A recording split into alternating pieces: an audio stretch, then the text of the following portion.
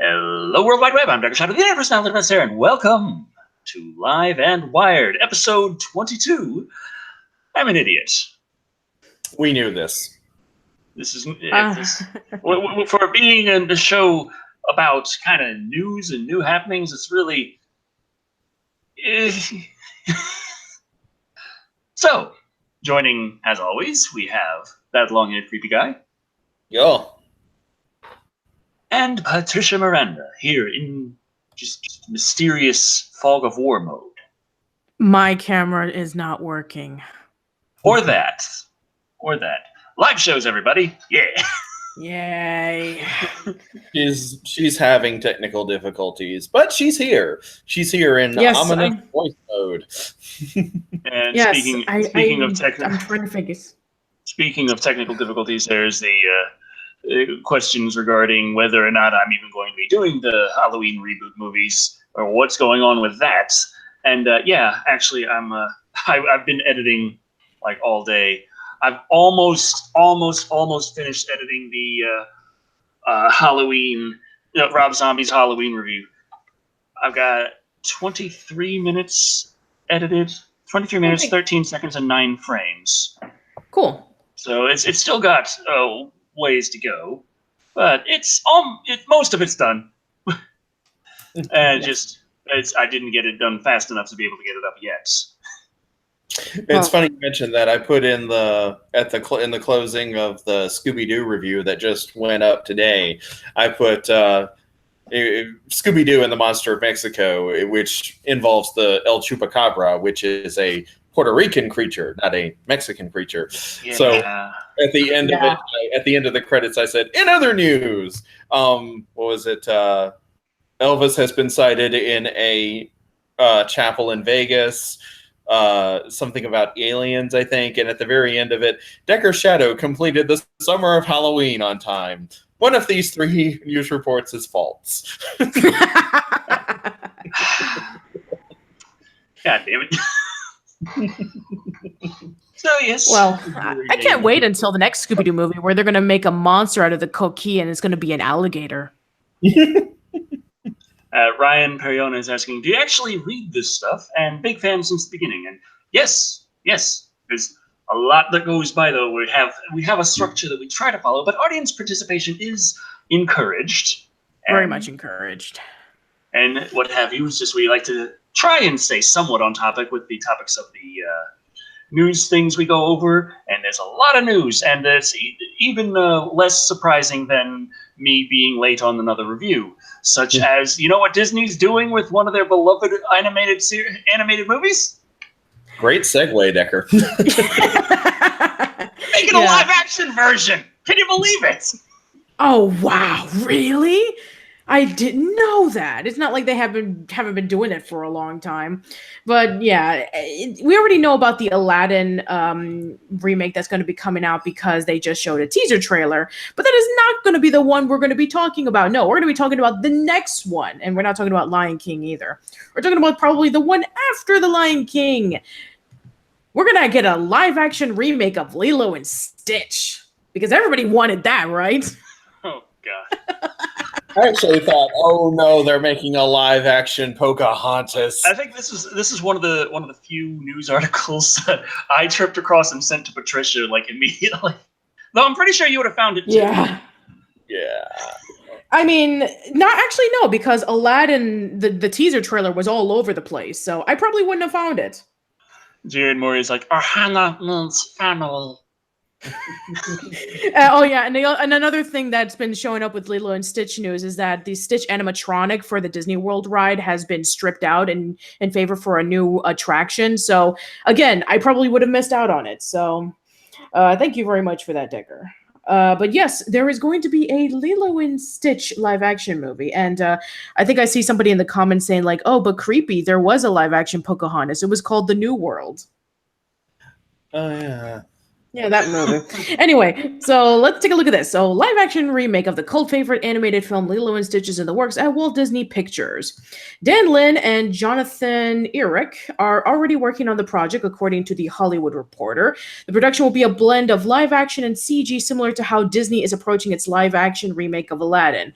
And I'm actually really curious about how they're going to do Will Smith. It's funny because Aaron Mehta from the Aaron Mehta Show and I were joking about how, okay, so if Robin Williams used to do jokes of himself as the genie in the third Aladdin movie, are we going to have like the genie, popping out like saying, yo, this is the story all about how my life got turned upside, something like that. But yeah, I mean, like, I cannot wait for all the Will Smith references. My God.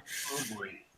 Mike Van Wees has been hired to pen the remake script, which is being produced by Lynn and Eric for the Rideback, who are also producing the Aladdin remake. Ryan Halprin is co-producing. The original Lilo and Stitch was written and directed by Dean DeBlois and Chris Sanders, who are now known for their work on the How to Train Your Dragon series. The story of Lilo and Stitch is set in Hawaii and centers on the friendship formed between a lonely young girl who is raised by her sister and an alien killing machine who crashes on Earth and passes as a dog. And that bond is tested when a social worker threatens to take Lilo away from her sister, and Stitch's antics don't help matters. Lilo and Stitch didn't find great success at the box office, but was popular enough to spawn several direct-to-video sequels and a television series. The original film's voice cast included David Chase, Tia Carrere, David Ogden Stiers, Kevin McDonald, Ving Rhames, Jason Scott Lee, and Kevin Michael Richardson. It was produced primarily at the Disney's Florida Animation Studio and was nominated for the Academy Award for Best Animated Feature. Lilo and Stitch is in the latest in a string of animation to live-action remakes from Walt Disney Studios. These have included Cinderella, The Jungle Book, Beauty and the Beast, and Pete's Dragon. Upcoming includes Dumbo, The Lion King, and Aladdin. Van Wees is best known for writing horror. He penned the script for The Crooked Man, a spin-off of The Conjuring, which is currently in development. I can't wait to see what Stitch looks like now. Oh, hi, left hand. And now you sound like Gollum. Okay, so the original Lilo and Stitch is that I don't remember it making a huge splash at the box office, but I do feel like it made up for it. It was like one of those movies that it wasn't huge when it came out, but it's become a classic since then. Yeah. It's become much more popular since its release. Oh, absolutely, yeah. It's funny because I'm planning on doing a podcast on the Disney, what they call it. They don't. It's not the Dark Age, but it was basically like the post-Renaissance era, right. Where after Tarzan, and then you had movies such as like Dinosaur and Atlantis: The Lost Empire, Treasure Planet, and all those kind of movies. That Lilo and Stitch was probably like one of the top movies that came out during that decade. Right. I have to rewatch the movies to like confirm this, but yeah, it's funny that out of all the movies from Disney to like remake into live action, why Lilo and Stitch? It doesn't really make a lot of sense. Mm-hmm. Oh well, but that's Disney for you. Yeah, they did. Go on.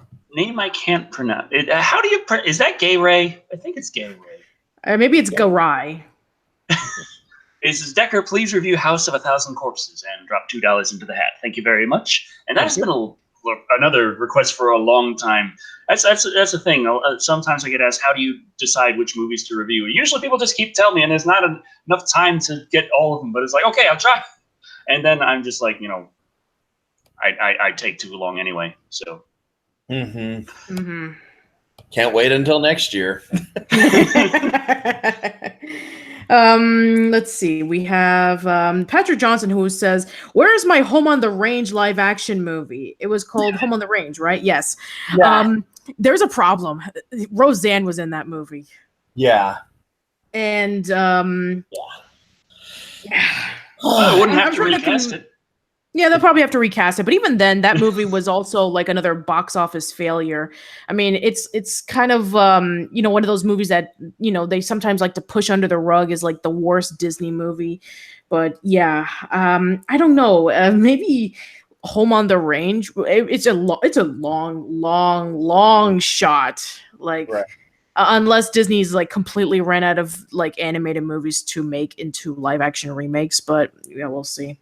Right. They're working their way down the whole list, and it's gotten to the point where one of the some of the arts Twitters I follow, some of the artists, just digital artists, hand artists, animated comics artists. A lot of them kind of have a little community online, if you haven't noticed.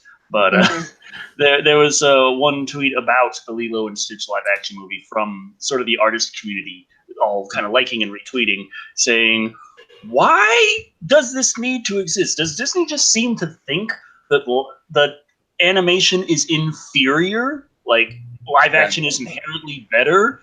Right. We talked about why? this. I brought it up. Yeah. Also, real quick, sorry. Jernian Mori asked, Creepy, Scream 4 retrospective, I've been waiting. I did actually review the Scream 4 movie, but YouTube blocked it worldwide. Yay. Yeah. Yay, that's fun. That reminds me, I got the strike on the 11th, and I got it lifted on the 11th. Wow, that was the quickest lift ever. As soon as I said, yes, please, take me to court, they were like, oh, never mind. You're just jerking around with me for like over a month on this thing. And now you're like, okay, you just said litigation. No, never mind. So I was like, yeah. So frustrating. Oh, I just got myself a new suit and tie ready to go to court. Darn. I was looking forward to looking swell. Yeah. I'd even brush my beard, you know? Oh, how pretty. All right. Yeah, but I mean, it's kind of weird that they're thinking about, these I've been hearing a lot of news about what they're doing with their, the Disney live action remakes. And there's a lot of controversy going on with, the original cast of the Aladdin movie was going to be obvious, with white people. And then they decided, we need to make it more Middle Eastern. And then there was the trouble of, hey, we're not getting any songs in the Mulan movie. And, Dumbo is going to be directed by Tim Burton. And it's like, oh, goody. He did Alice in Wonderland. I can't wait to see what he's going to do for Dumbo. I just imagine a terrifying looking elephant just falling and falling and falling, coming right up to people's faces, and they're all screaming and having heart attacks and dying in this weird, twisted world of black and white stripes. Yeah. That pink elephant parade segment. Wow, that's gonna be trippy. Oh man. Oh, jeez. I got a question of when is the Rob Zombie Halloween review going up, and probably tomorrow morning because I've got just a little bit left on the main editing. Then I got the skits and the ending rant and the credits and all that, but I should be able to finish the editing before I go to bed tonight, and it's gonna have to process again on YouTube side. So tomorrow morning or tomorrow afternoon, whenever I wake up, that's when it should be posted. Yeah. Should. We have a comment from Moonheart44, our who says Tim Burton needs to stop making movies. I mean, I don't know. I mean, I can understand that Tim Burton has been in a slump for a very long time, but every once in a while he does pretty decent stuff. Yeah, I mean, it's more like I feel like his stuff is very, very hit or miss now. All right, Harry Flynn's saying, are we going to see depressed Dumbo in the new Dumbo movie? Now, I'm thinking, what would Tim Burton do a really good job at remaking a classic animated film? And I'm thinking the first thing that comes to my mind, like one of the most depressing, like hard to watch animated films I've seen recently, but it's not a recent film. The original Land Before Time. Ooh. Oh yeah. I think I can see that, with the scene in which when Dumbo's mother is imprisoned and, Dumbo goes up to, his mom and, they have that really sweet moment together. And, you have like Dumbo and Timothy together, very similar to how Littlefoot was able to meet up with the rest of the dinosaurs. And Kat Luniska first says Black Cauldron, then later says, "Don't talk about that movie. I am sad." Yeah, Black Cauldron. I think that if anybody had read the original book series, I can see it maybe having a pretty good adaptation if it was to follow in the lines of being very accurate to the books. Right. I have a friend who read the books a long time ago, and he said that there was a lot of things that could have been a lot more fleshed out if they did the Black Cauldron more accurately to the original book series. And then, of course, let's not forget about Jeffrey Katzenberg, who cut off 43 minutes from the original film. Right. I actually enjoyed the Black Cauldron movie. I actually did. But yeah, the books, the Chronicles of Prydain is the name of them, which are based off of a bunch of Welsh folktales and myths, are actually pretty long. They're aimed at younger people, but they're pretty dense. The overall series is pretty thick.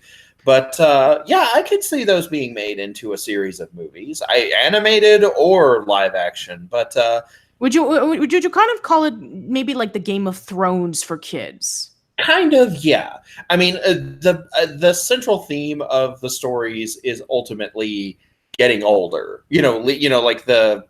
Not really. It's not really. You can't really call it a teen drama series, but it does involve a lot of growing pains and leaving childhood behind. That's a big central part of it. Okay, I can see that. Okay, so yes, we can go over to Jason Floyd asks, "What about Disney's The Black Hole?" I've actually never seen that movie. The Black Hole. Also, Scott Yoshihara has a good question, I think.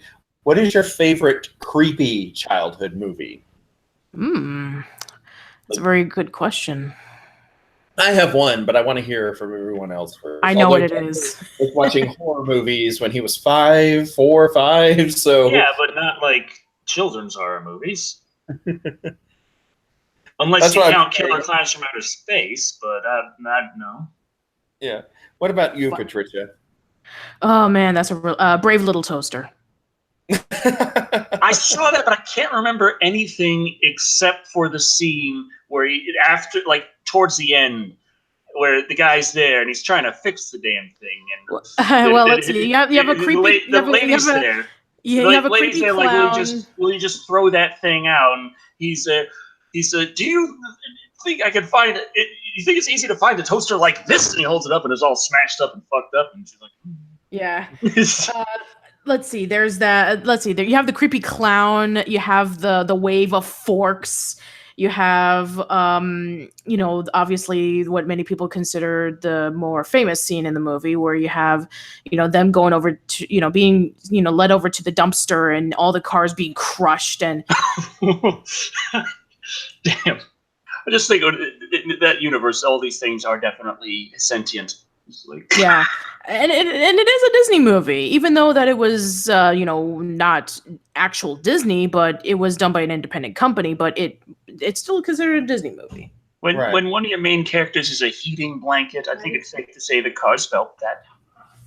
Yeah, I think for me, the scariest movie I remember seeing that was aimed at kids when I was growing up was a movie they made us watch in the library when I was in elementary school, and they made us watch it every year, and every year, like clockwork, it would give me nightmares. Willy Wonka and the Chocolate Factory.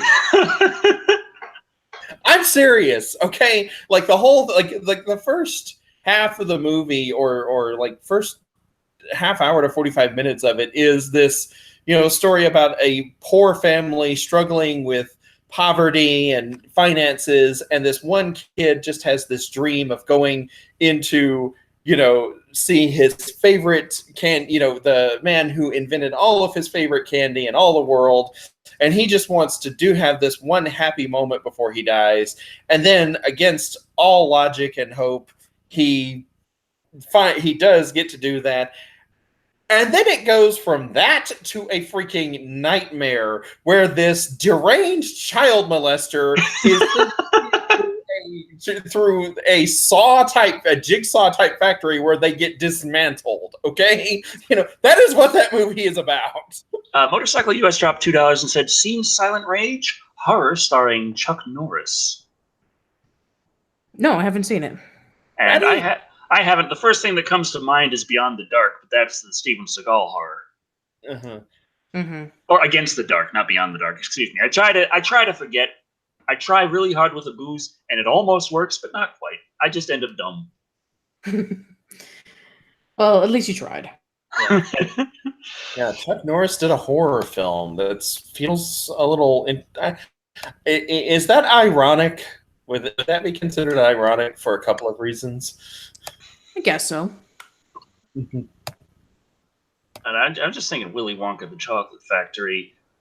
The tunnel scene is like my favorite scene in the whole movie, and I wish the whole movie were kind of like that or had more of them. I don't know. It's just me. I just thinking about that movie is just. Yeah. All right. Let's go over to some other bit of news. Yeah, I got one. So, how do you, so for people who feel very negative towards Zack Snyder, whether it be like, oh, maybe I don't like the movies that he's directed, or I just don't like him as a person. Well, don't you worry, because there's a new DLC that's going to be coming out for Injustice 2, where you actually get to punch him. Yes.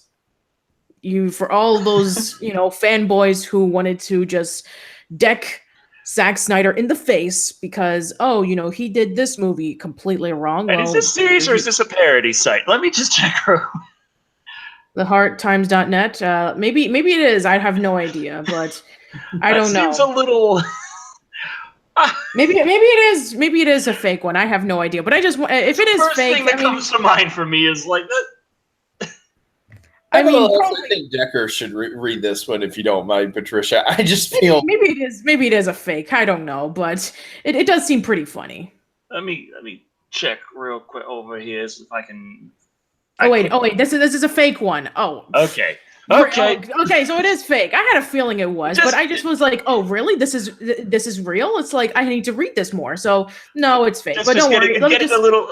I wanted it to be real. I know a lot of people wanted it to be real. I know a lot of people do. Hold on, wait. I may have destroyed my brain with alcohol, but but don't worry, I do have some more. John Ratsey's like, dang it! Yeah, I wish. But don't you worry. We have some more video game news. More specifically, we're going to be getting a lot of movies based off video games. And we all know how well that worked out in the 90s. Yeah, I know. And don't worry, we're going to have another article discussing about video game movies. But yeah, here's the first one, and I couldn't believe that this existed. I thought that the Tetris trilogy was absolutely insane, but no, I was not prepared for this following movie. This upcoming movie that's just, I'm just speechless. And this is from a reliable source. It's not a fake website or anything like that. This is from Variety. So we're getting a movie based off of DDR. Wow dropped $5 asking Summer of Chuck Norris when. And that's actually not one that I've thought of, honestly. I've got a lot of things that I have thought of. Chuck Norris as a summer special, I didn't think of it. Now that I am thinking of it, now that you mention it, it sounds like it would work. Dance Revolution movie. I mean, if you're making a movie about people dancing in Dance Revolution, maybe very similar to how in Pitch Perfect you have an a cappella doing a competition, then that'd be cool. But I didn't read anything like that. No, it's about Dance Revolution.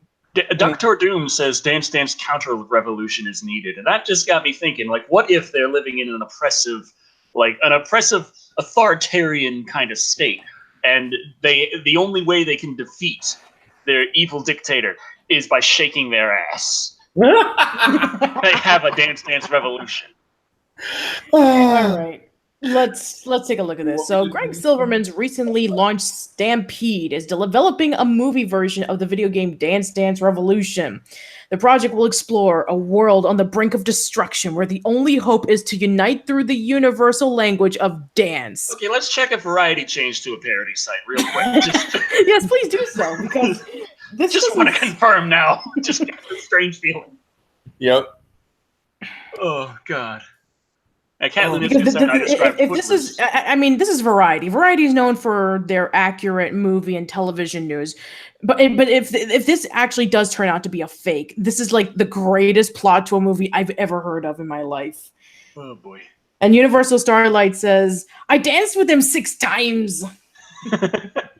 Yes, absolutely. Oh man. And Gojira fan 1954 says, "Come on, Hollywood, why Dance Dance Revolution and not Star Fox?" Yeah, I would like. Yeah, Star Fox would be cool. You want to hear something really wild?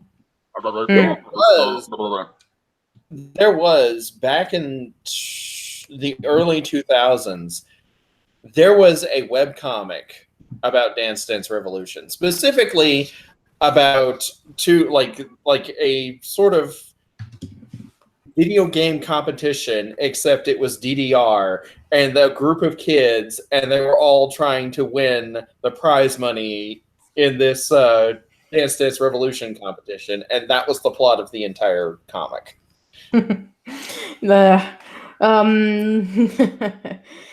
Oh boy. The Core 2000 says Dance Dance Revolution, Godzilla versus Mothra. Well, Godzilla would win because Mothra doesn't have legs sturdy enough to dance. I don't know. Mothra does. If Mothra kind of gets into one of her, well, not one of the forms that doesn't have legs, but one of the other forms that has more exoskeletal like legs and a thinner, lighter body, be able to. She got more like she could just kind of hold on every single button and just press them as needed. Wouldn't even have to jump around like Godzilla. Yeah. So the fate of the world is going to be decided by 2 giant monsters dancing. Great.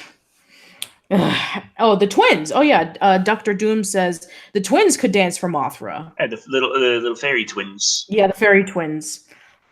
I guess so, but they're tiny. I guess it does make a little bit more sense. Let's see what we got. Let's see. Oh yeah. The video game, which released several editions over the past 20 years, utilizes a dance platform or mat so players can use their feet to hit colored arrow notes as instructed on screen. Stampede made the announcement on Tuesday as part of disclosing that Cara Fano had been promoted to Director of Development across film and television. She worked under Silverman during his tenure at Warner Brothers and from the inception of Stampede. Fano would work with both Silverman and Stampede's head of film, Lisa Zambri, to continue to build out the company's production slate. She'll be focusing on acquired IP, including previously announced properties such as James Riley's middle-grade fantasy Revenge of Magic and Glenn Zipper and Elaine Mongian's sci-fi novel Devastation Class, as well as collaborations with writers on original ideas. I am incredibly grateful to have Cara by my side as we launch Stampede. Not only is she one of the most voracious readers I've known in my career, but she also has razor-sharp instincts when it comes to story and characters, and is helping us identify the next generation of genre writers who can build franchises. Because that's all we want nowadays. We want a movie to be so well, we're going to spin it into a franchise. Right. Over and over. And on that note, Darth Necrosis says, I want to thank Creepy. After his comment on the last DuckTales retrospective video, I now have the Rainbow Bright theme going through my head for a week. Aww. What now? Are you talking about Rainbow Bright and me, or the Rainbow Bright, see the shining light, Rainbow Bright? I've had fat. Where's my live-action remake of Rainbow Bright?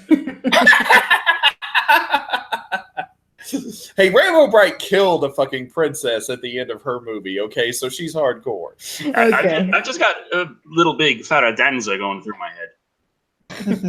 It's pretty easy to remember the lyrics, though. Ra-ta-ta-ta, ra-ta-ta-ta-ta, ra-ta-ta-ta, ra-ta-ta-ta-ta. Yeah, there's not really much to say about that. So yes, people, we are getting a DDR movie. So yeah. Oh man, don't worry, we're gonna talk about plenty of live action, movies based off of video games. So stay tuned for that. But in the meantime, let's go over to our next bit of news. Okay, let's go over to some. Quick, Leading Blind says, so I respect the hell out of John Lithgow, but now I dread the new Pet Cemetery. John is no Gwyn. Oh yeah, that's right. Yeah, we did talk about the Pet Sematary remake a while ago. Yeah. So that's an interesting point to make, though. Yeah, sure. We got a $2 comment from Motorcycle US who says, "By the way, do y'all consider Undead Jason to be a zombie?" I wouldn't say zombie. Definitely undead. Definitely demonic or some kind of thing going on. But I think that he's not really a zombie per se. It's kind of hard to tell because Yeah. he's pretty single-minded in what he does, and a lot of what he does could be zombie, but he's a little too creative with his kills. Mm-hmm. We have a comment from Patrick Johnson who said, "I can't wait until they make Madden the movie, where a bunch of misunderstood teens will have to beat an alien invasion in a game of football. Damn you, Hollywood." And then we have Gojira Fan 1954 saying, "Don't joke, they can make that." Which is true, by the way. I remember when somebody was, when we were bringing up the live action Sabrina remake, and then somebody's like, "Oh, great, now what's next? Charmed?" And I was like, "Yes." And I showed him the Charmed one, and he was like, "I was joking." Yeah, Charmed has gotten a remake. And do you think that's what happens? Like when we were talking, we were making jokes about, hey, they're doing Lilo and Stitch live action. Everyone's making jokes about what's next they could do. You think they're actually like some of the execs are watching and looking for ideas? I wouldn't be surprised. Yeah, I wouldn't be surprised. I pretty much say myself to that all the time. Every time I talk about Ghostbusters, when my friends and we did the Ghostbusters podcast about 3 years ago, we were talking about like, there's going to be no Ghostbusters 3 because Harold Ramis passed away, and so then I said, the only way they can bring Ghostbusters back is if they did a remake of it. And then Kevin was like, "Shut up. Bite your tongue. If Hollywood hurts you, they'll be on that faster than flies on horse shit." And lo and behold, we have Ghostbusters, the remake. The funny thing is that I didn't hate the Ghostbusters remake. I didn't think it was great, but I didn't think it was awful either. Yeah. I'm like the only person in the world, I feel like, who feels that way, but, Yeah. I didn't see it. My fiance did. She says it's fucking terrible, but... I'm sure you'll discuss about that maybe in a future review or something. Yeah, it has its problems. I will say the fact that the main cast is female is not really the problem. Of course, you gotta understand it is the Ghostbusters fandom, and according to the Ghostbusters fandom, Ghostbusters 2 is pretty crap. And that's not really like a bad movie compared to the first. It underperforms, but it's not really bad in its own right. So that's the kind of mindset going into there. Exactly, because the second movie is actually, as a film, as a movie, it is tighter. It feels like there are, the villain is more obvious and there from the get-go. There's more of an actual build-up. There's more obstacles for them to get around and so forth. It's just, I feel like part of the problem is that there were fewer jokes in general in the second film, and it's pretty obvious that the actors didn't really want to be there, which is true because they didn't. So, yeah. Yeah. All right. Well, Hollywood executives listen to our live stream so they can get more ideas off of you guys, including us. Let's go over to our next set of news. So we have Rambo 5. We have the first pictures of what John Rambo is going to be looking like in Rambo 5. And so here it is, according to Sylvester Stallone's official Instagram account, where we have a picture of him, and he looks like a cowboy, which I guess makes a lot of sense because he's fighting off the Mexican cartel in this movie. So as you do. Yeah. We did discuss about that a long time ago when they first announced it, but yeah. So John Rambo. I'm looking more forward to this one after seeing the fourth Rambo movie, even though that one I thought was really dark. And it was just kind of jarring going from the first one, which was semi-dark, to the second and third, which were more campy and fun, honestly. And then you got the fourth, which is the darkest damn Rambo movie out there. And then this one looks like it's probably going to have about the same tone, going from, Mexican cartel, that kind of theme. You can't have Mexican cartel involved and not have some pretty fucking dark aspects to the movie. But after coming out of Rambo 4, I feel like knowing what I'm going to be getting into, I'm looking forward to it more. Mm-hmm. Yes, Scott Yoshihara says Rambo 5, Red Dead. Yes, we're gonna. That'll be fun. Red Dead Revolver, Red Dead Redemption. Rambo 5. Hey, if Sylvester Stallone plays in some DLC for Red Dead Redemption 2, just kind of merge the two together. We have a $4.99 comment from Lazarus Soul 82 who says the problem was the story and the director. It should have been a direct sequel about the aftermath of the Ghostbusters Academy movie in my head. Yeah, that's another thing. People, after a while with established franchises, a lot of people like to come up with their own ideas of how they would go about something. And if something doesn't really match up with that, at least with the majority of what people think, it's really hard to win people back with, that's not happening, but we got another idea.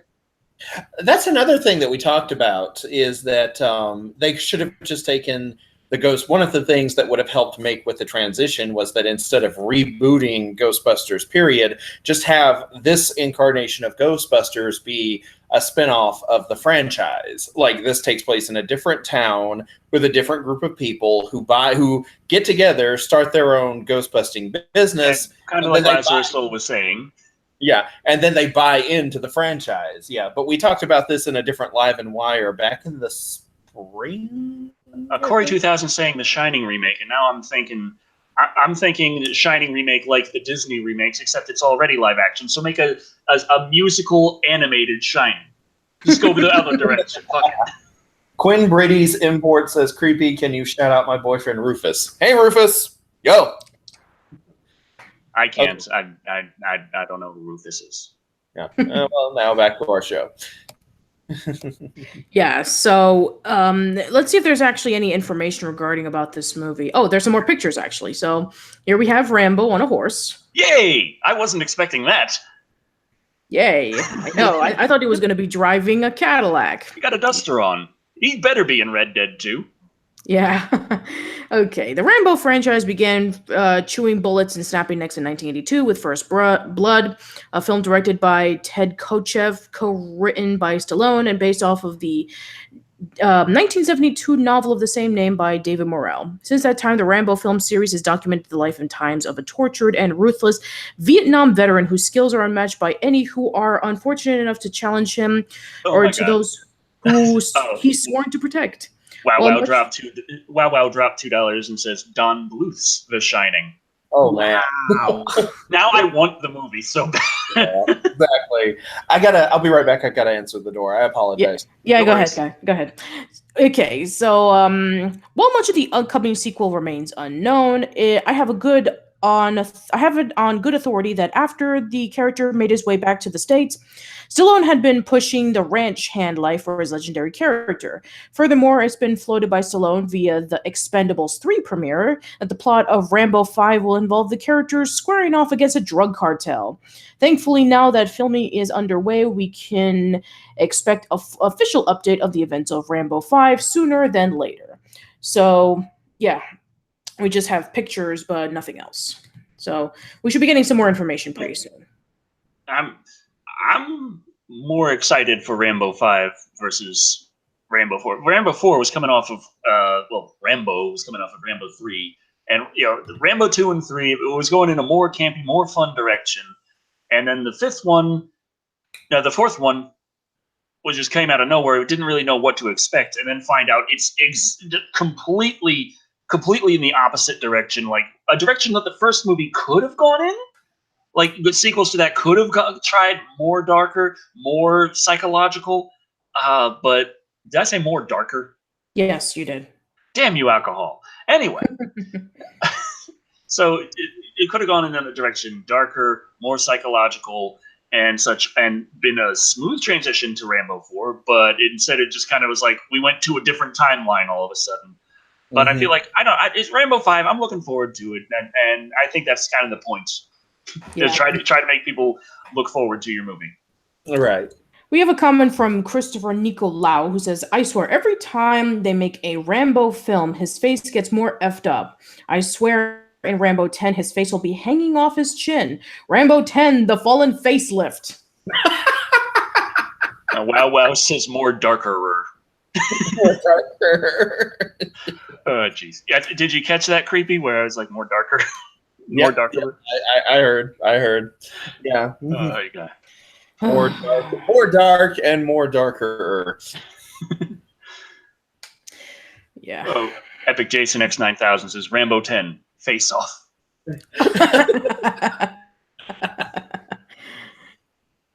Rambo 10. All right. Collagen injection. Oh, jeez. All right. Dr. Process is asking, isn't Sly on steroids? And I don't know about steroids, but I know at his age, a lot of Hollywood actors who still want to have a big physique do sometimes have some testosterone supplements. Not kind of steroid, not really steroids. Not like I'm juicing to try and get huge and I'm making my balls shrivel kind of steroids, but more like my body doesn't produce enough of this chemical anymore at my age, so I need more of it to maintain. Mm-hmm. All right, let's go to our next set of news. So, Guillermo del Toro. I mean, we already know that he's an astonishing director and writer for various things, from Hellboy recently up to Pacific Rim, and he's gonna appear in Hideo Kojima's more recent game, which we still have no idea what it's about. Like, I mean, we've been talking about that game for a while, and we just don't have a clue.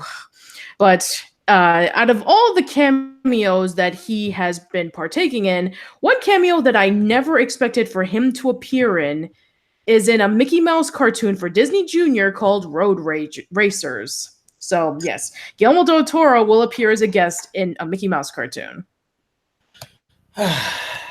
Although I actually like the name that Patricia came up for it better. Mickey Mouse's Road Rage Racer. That'd be fun. Road Ridge Racer. Yep. Why? I don't know. Maybe, I mean, like, I know that Guillermo del Toro, he's the executive producer of Troll Runners, which is on Netflix. Maybe, maybe he wanted to appeal more to the kids. I have no idea. It's a good show, though. I haven't seen it. Why don't you read this one, Creepy? Okay. I will read this one. Oscar-winning filmmaker Guillermo del Toro is playing a special and appropriately Halloween-themed visit to Hot Dog Hills to guest star in a brand new episode of Disney Junior's Mickey and the Roadster Racers. Blech. I can talk. Premiering October 5th at 9:30 a.m. Eastern ETD. Eastern Daylight Time. Eastern Daylight Time. Okay, thank you. Yeah, which we I know it's October 14th, but during the time that I got this article, it was before that. So there you go. No problem. On Disney Channel, Del Toro is among a varied voice roster for season 2, which ranges from Stephen Fry to Alice Cooper. Okay. The show has renewed for a third season this spring. In the new episode, Goof Mansion, Goofy and the gang have to spend a night in his uncle's haunted mansion in order for Goofy to inherit it. I guess they'll run into Scooby-Doo at some point, too. Sure. Since it's Halloween, things get spooky when Goofy's friends start to gradually disappear. Del Toro fittingly voices the mysterious Mr. Talbot. So he's playing a werewolf. That's somehow appropriate, given that it's Goofy we're talking about. Uncle Goof's business partner who attempts to scare them out of the challenge. Yes, and there's a clip of it that you can watch if you're interested.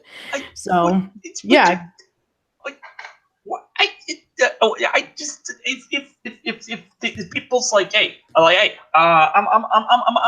gonna have a nice, like, big, rich, like, existence. I'm gonna do really well with this, and I love my kids, but I love fucking with them more. So I'm gonna fucking, like, die but also set up this elaborate bullshit to scare the crap out of them, so maybe they'll come over later and then die of a heart attack, and I won't be so lonely in this afterlife. But hey, they might get the house if they don't. Sure. But yeah, I mean, so it's not too surprising that you would maybe have like I got some static. I'm worried now. Yeah, it's not too surprising that you would have like Yeah, you're coming through fine. Yeah. You know, it's not too surprising that you would have like a celebrity, appearing on a kid's show if they played a different character. But yeah, Guillermo del Toro, very interesting choice. Mm-hmm. Oh boy,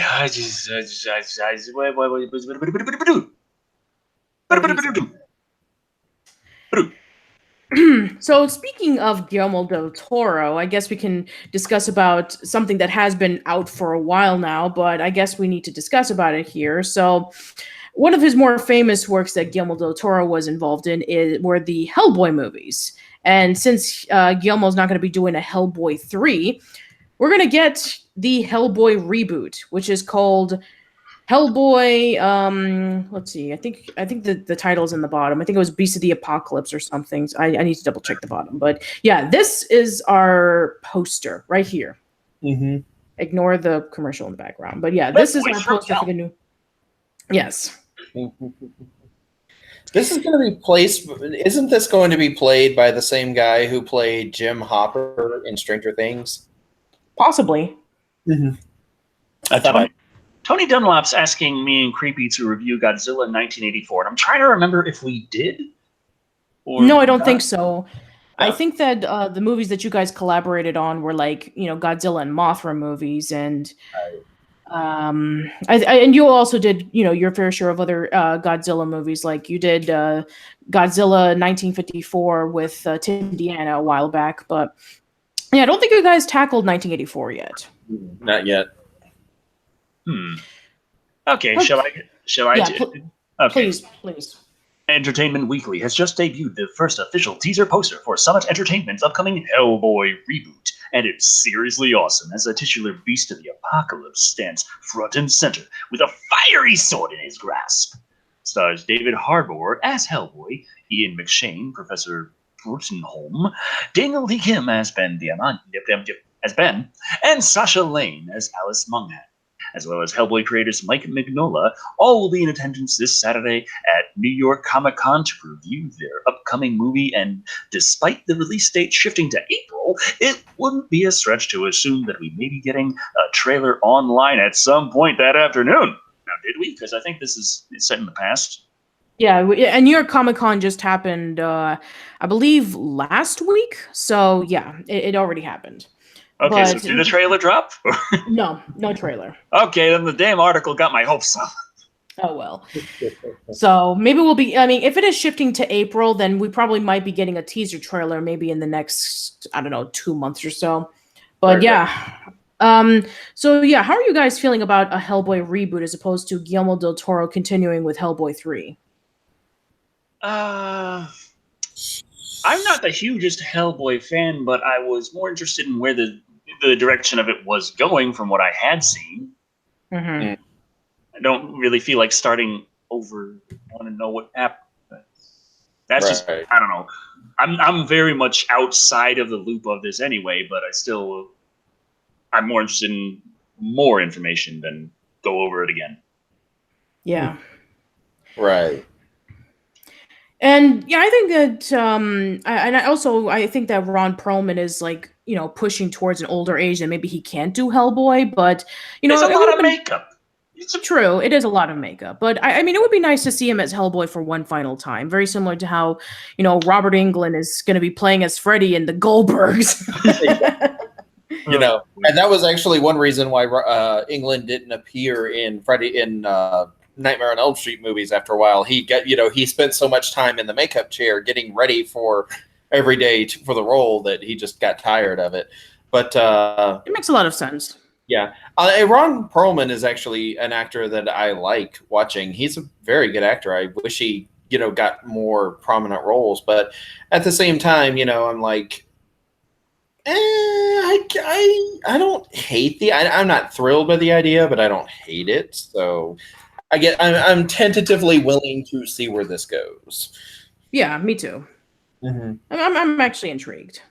Right. All right, so let's go over to our next. Uncle Lou. They said Ron. They put Ron down. I think I may have said Rod Perlman by accident, or it came out sounding like that. Yeah. Rod Perlman. I just piss everyone off and say Ron Sterling. Although it would have been pretty cool. I mean, maybe he would have been like a more cool and calculated hero or villain. I would have liked to have seen that. All right. While we're actually been on the topic of Godzilla, because everybody wants you guys to do Godzilla. We actually have a $2 comment from Garai. Gay. Yeah, sure. Guys, creepy. What are your thoughts on furries? They have fur. Yes. I am totally okay with furries. In fact, I am one. Oh, really? Really? Yeah. Oh, I did not know that. I actually did not know that. I have a fursona. It's not like something. I'm not like a full-time. Do you have his first suit? No. Okay. No. That's why I didn't know, because I'm like, where the hell did he hide it? Yeah. You searched my closet thoroughly, and you never saw it. I don't have a fursuit. I'm like what someone called a part-time furry. Like sometimes, like I hang out with a group of people who are furs, and we do a D&D session that is, like Hollow Man says unsubscribe. Darth Necrosis says he's a Cthulhu, isn't he? No, he isn't. I am not. But no, like I'll get online and I'll do a D&D role playing session where we're all fur characters, like anthropomorphic characters. But it's like it's just something I do in my spare time sometimes. Yeah, but Johnson asks, why did the weird episode have to be the one on my birthday? Actually, we weren't even supposed to do one on Sunday, but I couldn't do it on Saturday, so here we are. And Kevin Burdine asks, what's a paladin? Or what's a fur? Either way. Funny enough, there is a paladin in the group. No, it's something I do. I mean, people are weirded out by it, but I mean, so what? I'd say a furry is the logical conclusion to a generation raised on cartoons with anthropomorphic animals. Yes, which pretty much was. Sorry. To be quite honest, I mean, it was pretty much in the 90s. We had Tiny Toons, we had, let's see, like pretty much a lot of the Nicktoons of the 90s, like Ren and Stimpy, Rocko's Modern Life, Cat Dog, and and then in the 80s you had the Get Along Gang, Garfield and Friends. Yeah, and there was this something called Hello Kitty's Furry Tale Theater, believe it or not, where the Hello Kitty characters performed fairy tales in a theater, and this was animated. Just to be clear on that. Yeah, and not to mention like a whole bunch of Disney stuff like Robin Hood, Zootopia. Uncle Lou says, I find the whole thing odd, dressing as an animal to have sex, but whatever. Adults are free to be adults, of course. And I should point out, not all furries do that. That's like not even dressing as an animal. It's just the baseline is that I think it's probably based on the whole grown up seeing a lot of anthropomorphic animal characters. You get an idea these animals have these personalities, and that's just sort of a way that you kind of learn to express yourself as like, I'm kind of like this animal. Right. Exactly. And this is just, you have 2 or 3 generations of people who watch animated shows or movies like that. And so they just sort of have this idea. Like generally you just have this alternate identity, usually online, though not always. And, that's just a way for you to be creative and express yourself. The fursuit thing is something that got really blown out of proportion and really fetishized to the point where it became absurd. But it's like, no. Wasn't it on CSI episode. Yeah, there was a CSI episode that was really inaccurate and really offensive. All you have to do is find a CSI episode that focuses on whatever thing you're interested in, video games, multiplayer online gaming. See how badly they fuck that up, and you get an idea of how accurate the furry episode is. Yeah, exactly. Yes, thank you. So yeah, do not base furries on that or any show that took their cues from that, because there is nothing accurate in there. But no, like, furries are just people who have a hobby, basically. We have a $5 question from James Colin, who says, Decker, science question. Conlon. I'm very sorry. I should go to my room and stay in the corner. Science question. In Dragon Slayer, the hero protects himself from fire breath by hiding behind a fireproof shield. Could that be done? Well, that depends on if it's not just fireproof, but also insulated. Fireproof simply means it won't burn. That doesn't mean it won't get hot. Also, how is the fire going to be kind of dealt with that's going to go around it? Is how much fire is coming out? We talk about fire breath, so I'm assuming a lot. How open is the area? Is it in a cave or is it in an open field? Open field, I assume that the fire would actually be able to dissipate further, faster. But if you're in a dragon's cave, not so much. You're probably going to get circled around with fire and roasted to death. Right. Also, the heat is the greater danger, believe it or not, than the fire itself, because the fire, like you said, will spread around the shield. The heat will pass through the shield and burn you or melt on you. So this is actually something that was brought up in an urban fantasy series called The Dresden Files, where the main character is a wizard living in modern day who has a magical bracelet that can be used to, shield himself. And someone opens up on him with a flamethrower, and he immediately just instinctively activates it, and the shield does protect him from the flames, but the heat passes through and burns his arm actually pretty badly at one point. So someone actually took the time to think about the physics of this, before they wrote about it. So yeah. Okay. So then. Yes, I do. Leading Blind. I do remember Watcher and the Wiz. I did see that movie. I actually thought it was a pretty decent movie, honestly. It wasn't great, but it was kind of cool. There's a lot of questions in regards to any thoughts on the creatures of Bioante and Space Godzilla. I haven't seen Space Godzilla, and I think we could not only answer that, but also segue over to talking about the little Godzilla Planet Eater. Sure. Let's do that. We'll stop talking about furries for a little while and talk about giant monsters. A completely different but really real fetish. James Conlon dropped $5 saying, I love Dresden Files, and yes, it was in a cave, and thank you for getting my name right, Becker. Patricia, are you still around? I see his screen frozen on me. I'm not sure if things are working out. It just dropped. Panic! Panic! Help! Okay, so. Ignore that. That didn't happen. Well, there was a Godzilla. God, space. How your thought creepy on the bio? Creep. What are your thoughts on Space Godzilla? Space. Oh God. I thought she was back. I thought we were safe.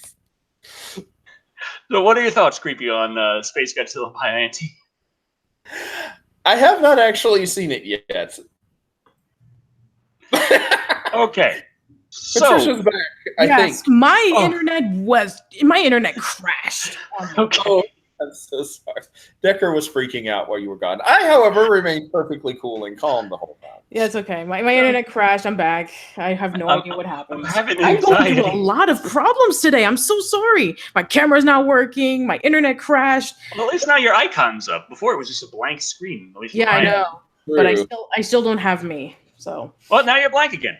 Yes, I'm blank again. So progress. All right. So, Icon. Yes, icon back. I'm getting this thing fixed. All right. So let's go over to our next topic. Next, jeez. Godzilla Planet Eater anime trailer arrives. Yes. Yes. Godzilla Planet Eater anime trailer arrives. Yes, we're going to be having the trailer for the third and final installment of the anime theatrical series on Godzilla called Godzilla the Planet Eater. So yes, Godzilla turned into Galactus. Godzilla.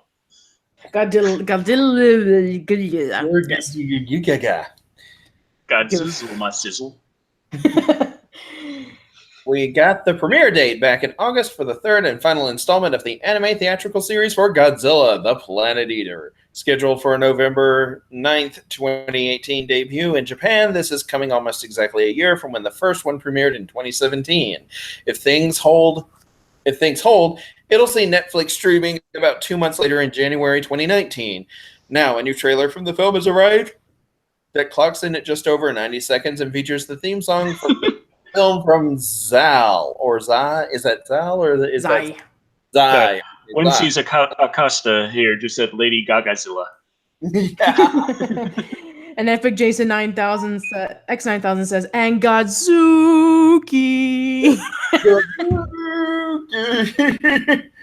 Yes, from that Godzilla animated series from the 70s.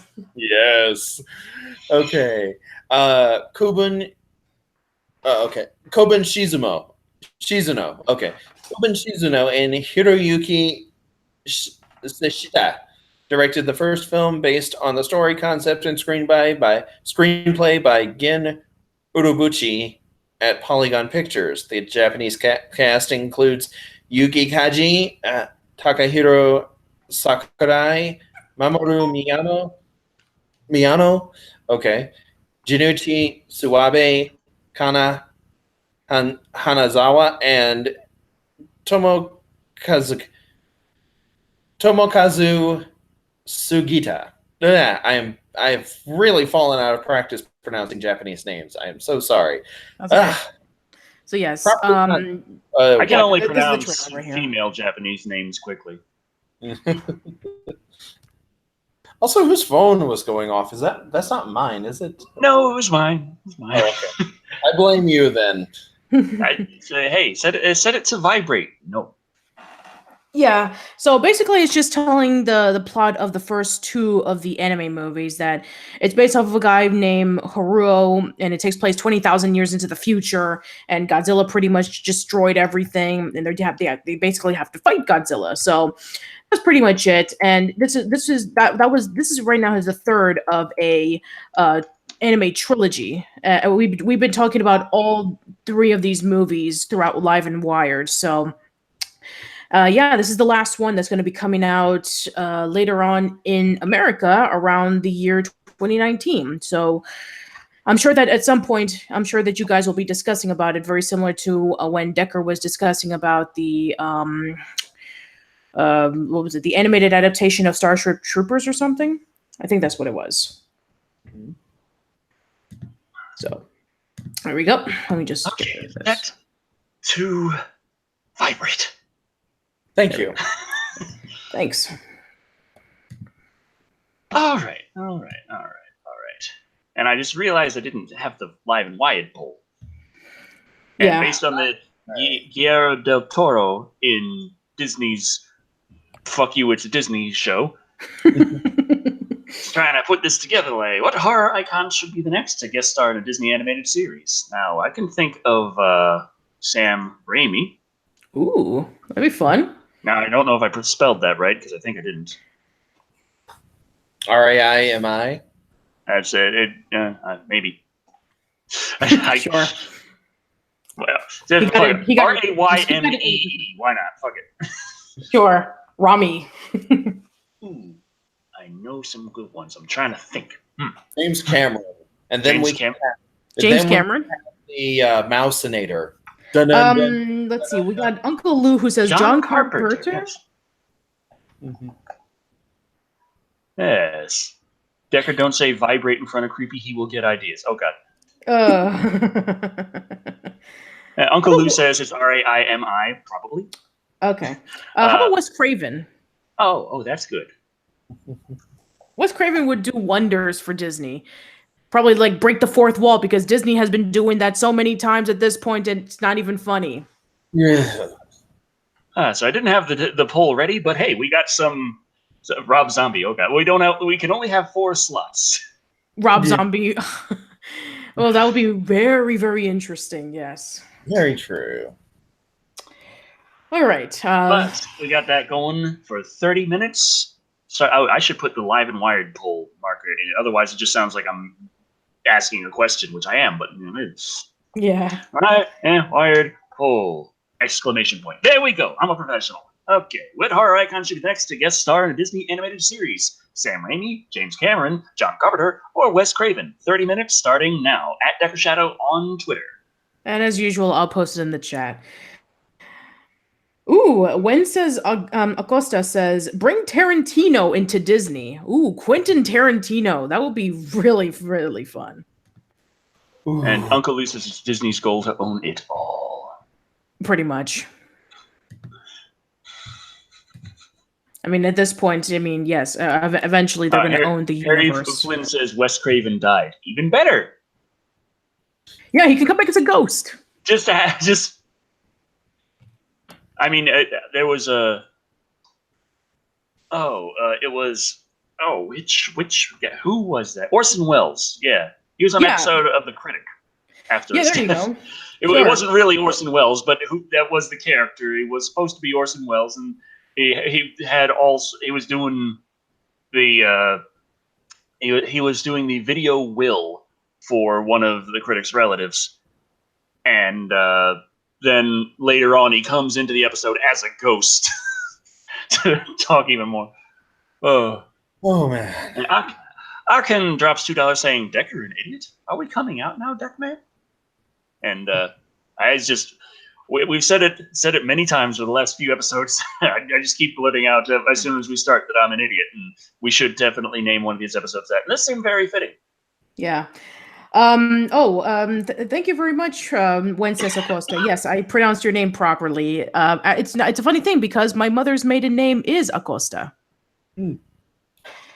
So, let's see. Let's see. We have Gamer Guys Reviews who says, Dan O'Bannon, who wouldn't want Alien or Tarman in a Mickey cartoon? Oh, Tarman.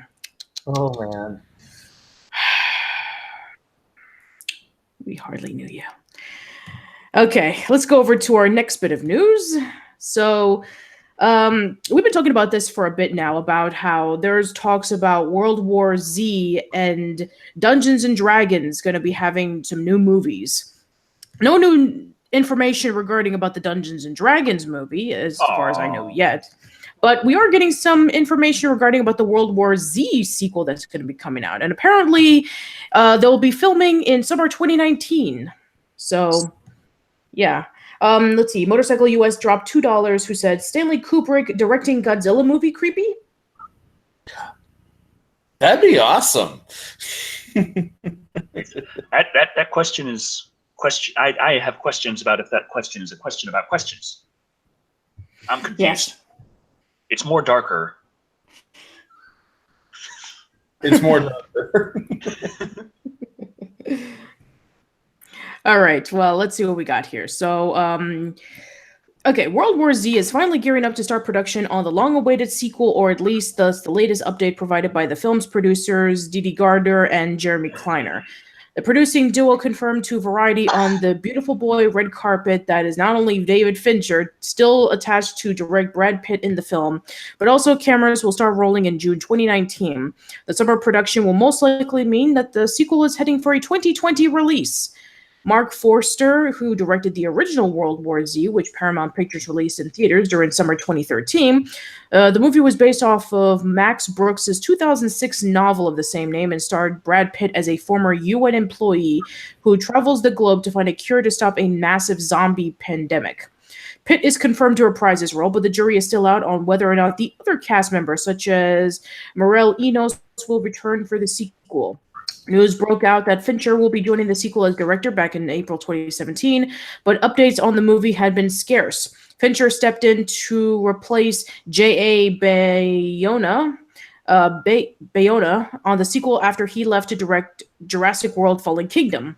As Collider notes, kicking off production on the new World War Z in June 2019 aligns with Fincher's schedule as he's filming the second season on Netflix's Mindhunter during the end of 2018 and will spend much of the first quarter in 2019 working on the post-production. Meanwhile, Pitt is currently filming Quentin Tarantino's Once Upon a Time in Hollywood, but has no new acting projects confirmed for 2019. The World War Z sequel will reunite Fincher and Pitt after films such as Fight Club and The Curious Case of Benjamin Button. Listen to producers Garner and Kleiner tease the movie on the video below, which is right over there. Here. So there you go. Okay. Epic Jason X9000 says, followed by World War ABC. It was all started due to a blue monster not getting his cookies. We also got a couple of super chats. Akan dropped $2 saying, I'm Ika over on Twitch, and hi Ika. Sorry I haven't been streaming lately. Things have been crazy, and I also was really, really trying to get the dang old Halloween review done. I'm so sorry. And James Conlon dropped $10 saying, speaking of D&D and World War Z, I played Zombicide Black Plague last night and tried to find a zombie apocalypse movie set in a fantasy world / medieval world, but found none, except Game of Thrones, of course. Yeah. That'd be kind of cool to have a zombie movie set in a different time that's not always the present. That's true. There's plenty of zombies in D&D games. Like, there's zombies that don't necessarily work in zombie apocalypse way, though. It's just sort of like a reanimated corpse. But you don't want to get bitten by them anyway.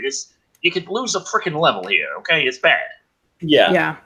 But I would like to see, like, how the Black Death was caused by rats spreading diseases and stuff like that. What would be like a different take about, like, maybe the Black Death was actually caused by zombies? There's also, at the time of the Black Death, there were some people who thought it was like a mist that came through and caused it or something. People didn't really know too much about the plague rats and the fleas and the stuff involved. But there was a chance of a second wave of the Black Plague. But the people who ended up contracting it then sort of cut themselves off from the rest of the world and sort of accepted their fate and prevented a resurgence of the plague. Nice of them. Sure. We have a $5 comment from Steven Sylvia who says, are you looking forward to the new Halloween? Will you review it? I do intend to review it. I'm like, damn, it's only 5 days away now. Shit. Whoosh. At least I'll have seen all the Halloween movies before watching that one then. Where does the time go? Where does the time go? I don't even know anymore. I so much time I have to get up. I'm right now. My house is like in dire need of a good pick crap up and clean, and it's because I've said, okay, fuck it. I really need to get this freaking review done, and I've stopped everything to just concentrate on that. It's like this. I'm looking at saying to someone like, hey, could you come and like clean my house while I work? Yeah. Once as Acosta said, with all this talk about zombies, there should be a song called Zombie. Make it a rock song, female singer preferably. I know that. Yeah. Talking about the Cranberry song, yeah. Yeah, that's also one of the reasons why I stopped putting the radio on. Not because of the Cranberry song, but because of the 2018 cover of the song where they have a male singer. Oh, really? Yeah, evidently they were supposed to have the original singer, but they passed away. But they still made the cover anyway, and they have a male singer. And I see. The second line is like with their bombs and their guns was changed to with their bombs and their drones and other such minor changes. And the rock station down here hardly played any music anyway. I got confident enough driving that I started actually turning on the radio, and then the radio, I got sick of it in like a week, and I just turned it off again. So I see. Well, I'm actually interested in checking it out, even though it's probably awful. But I'm curious. It's not. a terrible song. It's just you have to compare it to the original, and it doesn't hold up. Gotcha. Mm-hmm. All right. Let's move over to some video game news. So, this has been popping around recently. I think Decker even talked about it on Twitter, but we need to really discuss about this. So, the Nintendo Switch is becoming really popular with all the kiddies, and now we still have that mentality that, oh, kids play too much video games. So now they've invented... Goddamn kids! Yes. Now they invented a new special lock, so you can stop your kids from playing the Nintendo Switch. Sort of. I'm not sure if that's even the intention of this lock. It's what the article says, but it doesn't make sense with the design of this lock.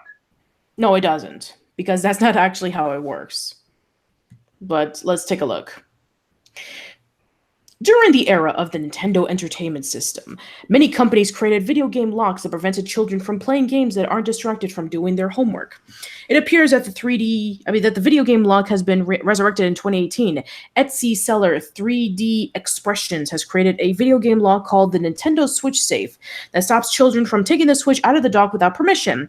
It could also be used during video game tournaments to stop people from removing the Switch.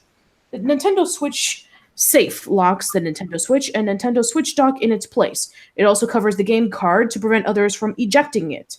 Unfortunately, it seems that the power button isn't covered by the locking handle, so it's still possible to turn on the system and play it in TV mode. It's also possible to do that with the power button covered, because you can do it with a controller.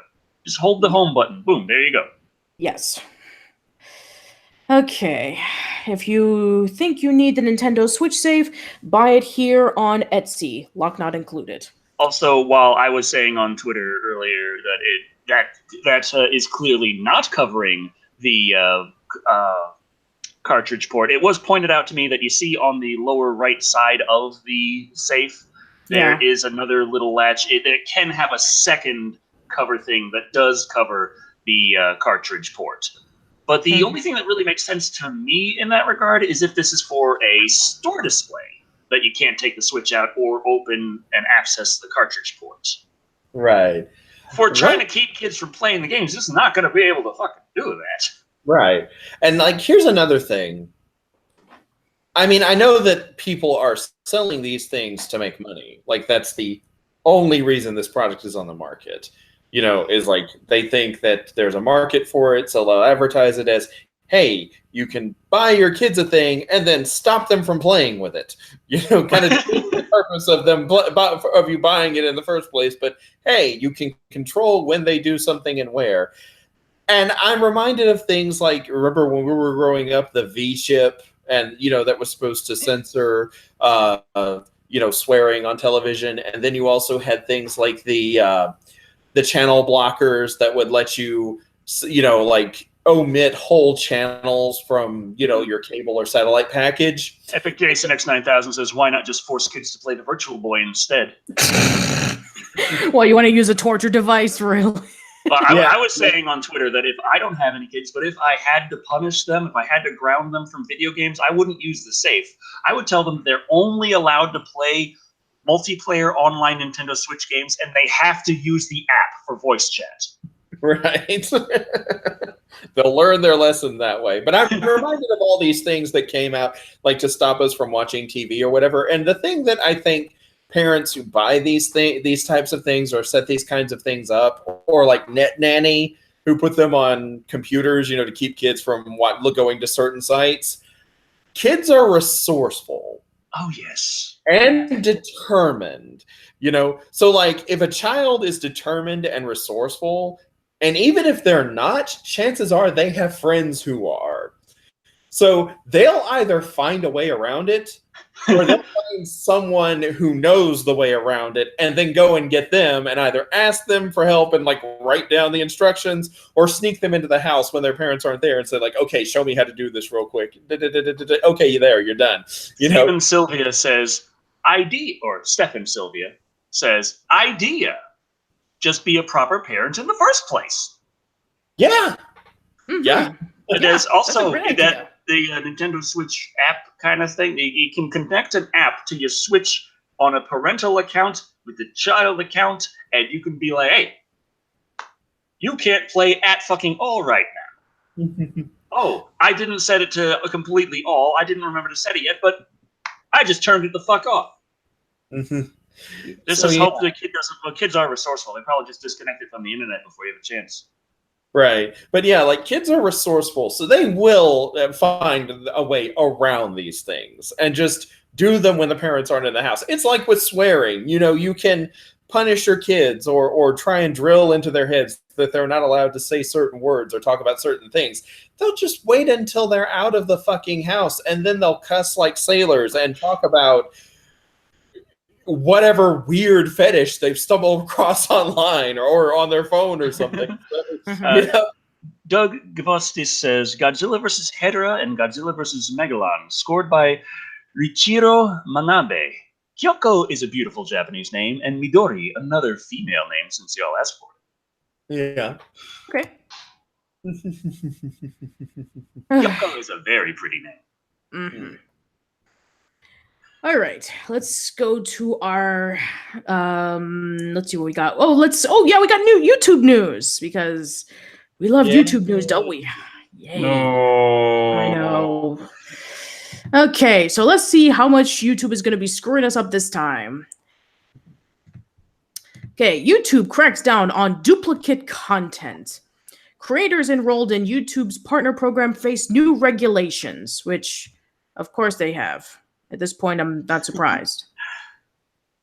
Oh, boy. So, members of YouTube Partner Program, those creators who monetize their content on the platform, must adhere to new rules regarding duplicate content. According to the post on the company's help forum, YouTube partners, both new and established, who break the duplicate content rules will face their channel's removal. YouTube states that these changes are an effort to safeguard creators from abuses such as piracy. YouTube explains which videos defy the new standards as if included in the following content. Appears to have been automatically generated, pulled from third-party sources with no content or narrative added by the creator. Uploaded many times by multiple users and you're not the original uploader. No memes for you. Uploaded in a way that is trying to get around our copyright tools. Can I say something to that?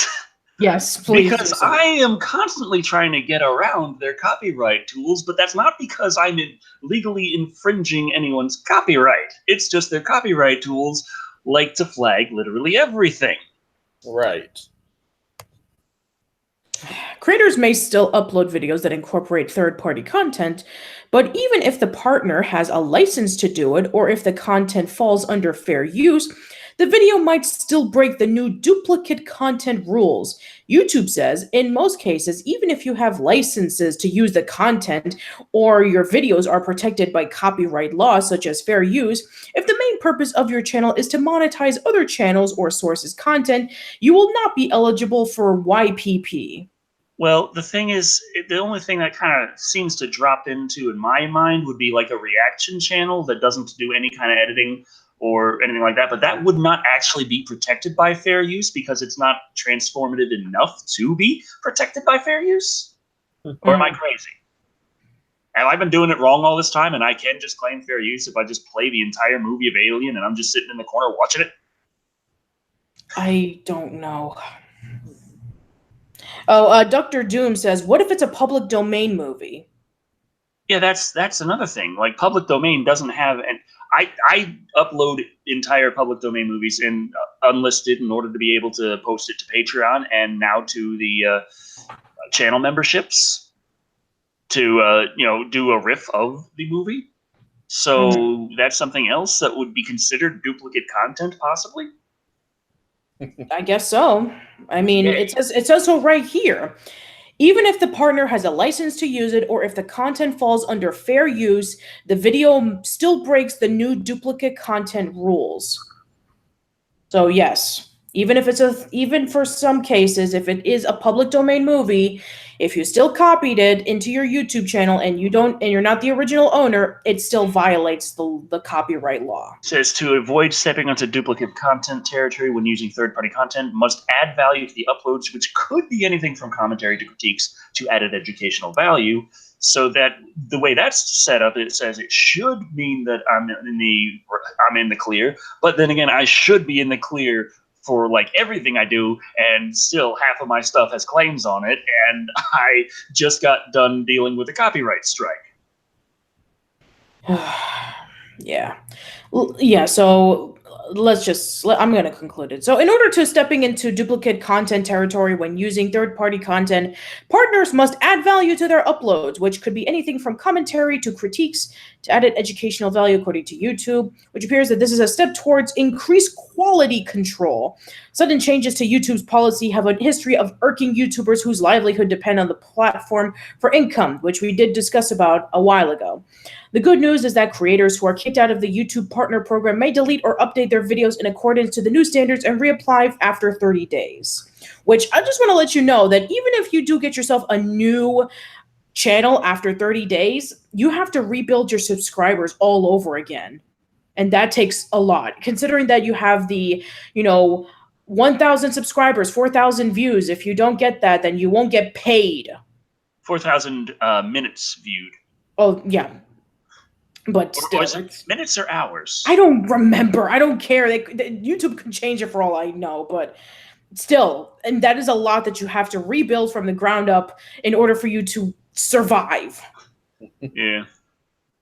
Yeah, I mean, we all know our colleagues, and even you yourself, Creepy, have been through that. What about when Jacksepticeye or Markiplier, they promote an animator who has animated some parts of their Let's Play they did. They took some audio clips from it, and they make a whole animation out of it.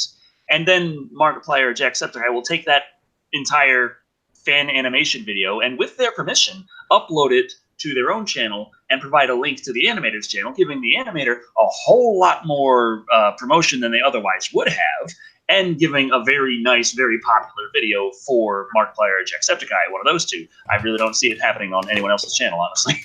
Yeah. But according to what it says right here on this article, even if you have licenses to use the content,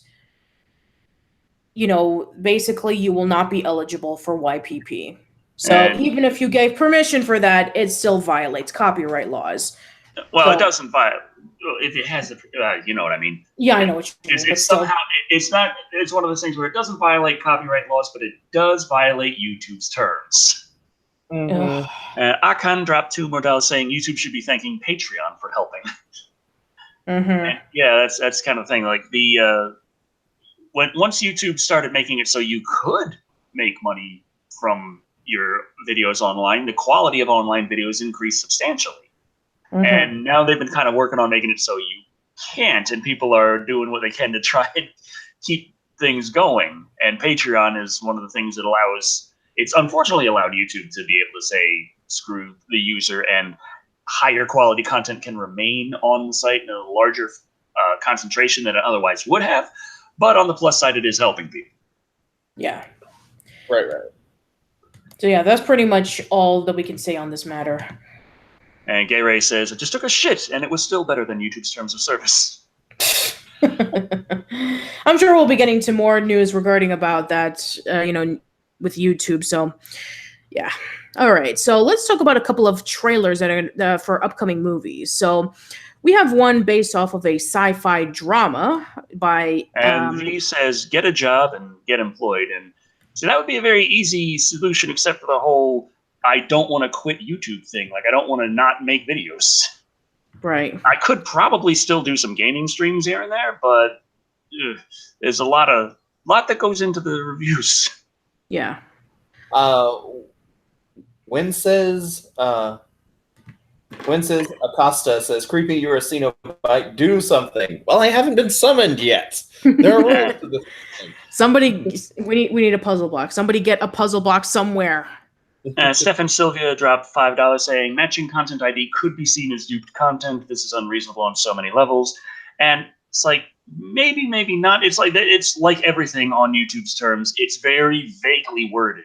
You go with the net of what could be considered violating pretty much everything, but what they didn't necessarily specifically say any single thing firmly, so you can't be too certain. It's wonderful how they do that. It's all lawyer speak. It's so annoying. Mm-hmm. All right, now let's go over to our first trailer that we're going to be talking about this evening.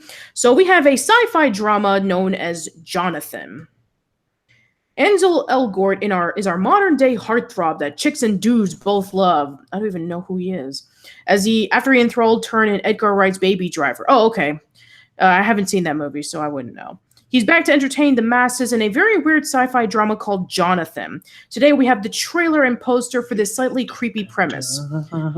Jonathan will be hitting theaters on November 16th. Well Go USA Entertainment. Yeah, as you will. Well Go USA Entertainment knows that with the holidays coming up, some folks simply can't make it out to the cinema. So there are also simultaneously. Isn't that a weird statement? I'm sorry for interrupting, but isn't that kind of a weird statement? Yeah, exactly. It's like, I was wondering how long it would take for anyone to say that. Oh, yes, it's like, because the holidays are coming up, people are not going to go to the cinema. because there's time off and celebration, you better be at your fucking job.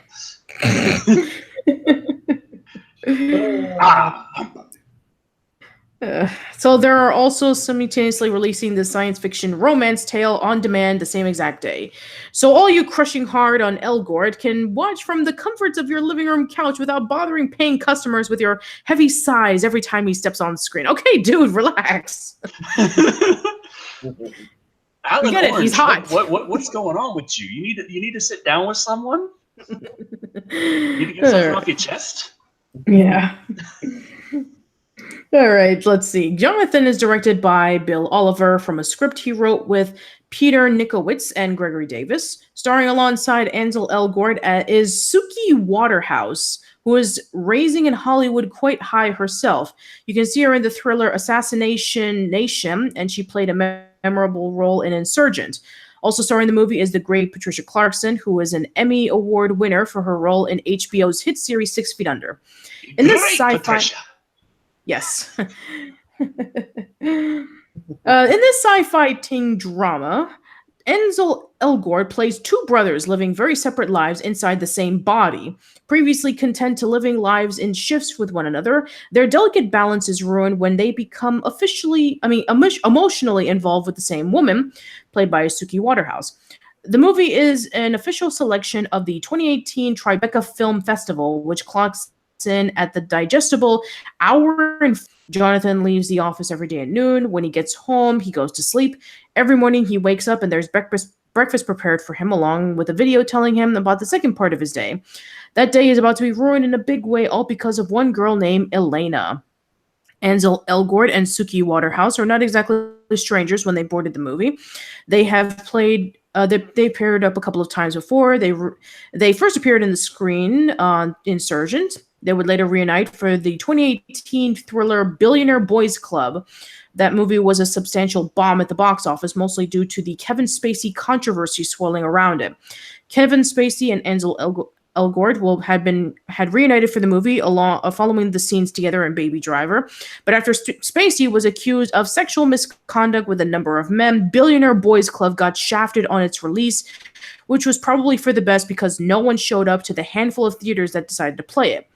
Jonathan doesn't need to worry about that. There was no controversy swirling around its unique sci-fi drama just yet. You can take a look at the first trailer and poster direct from Well Go USA. So there's the trailer in the bottom, and here is the poster. And Epic Jason X9000 says, "You lost me at sci-fi teen drama." And Moonheart44 says, "Sting suck." I think that might have been talking about Quinn Oh, Brady's yeah, stung by a bee, yeah. Got stung by a bee, creepy.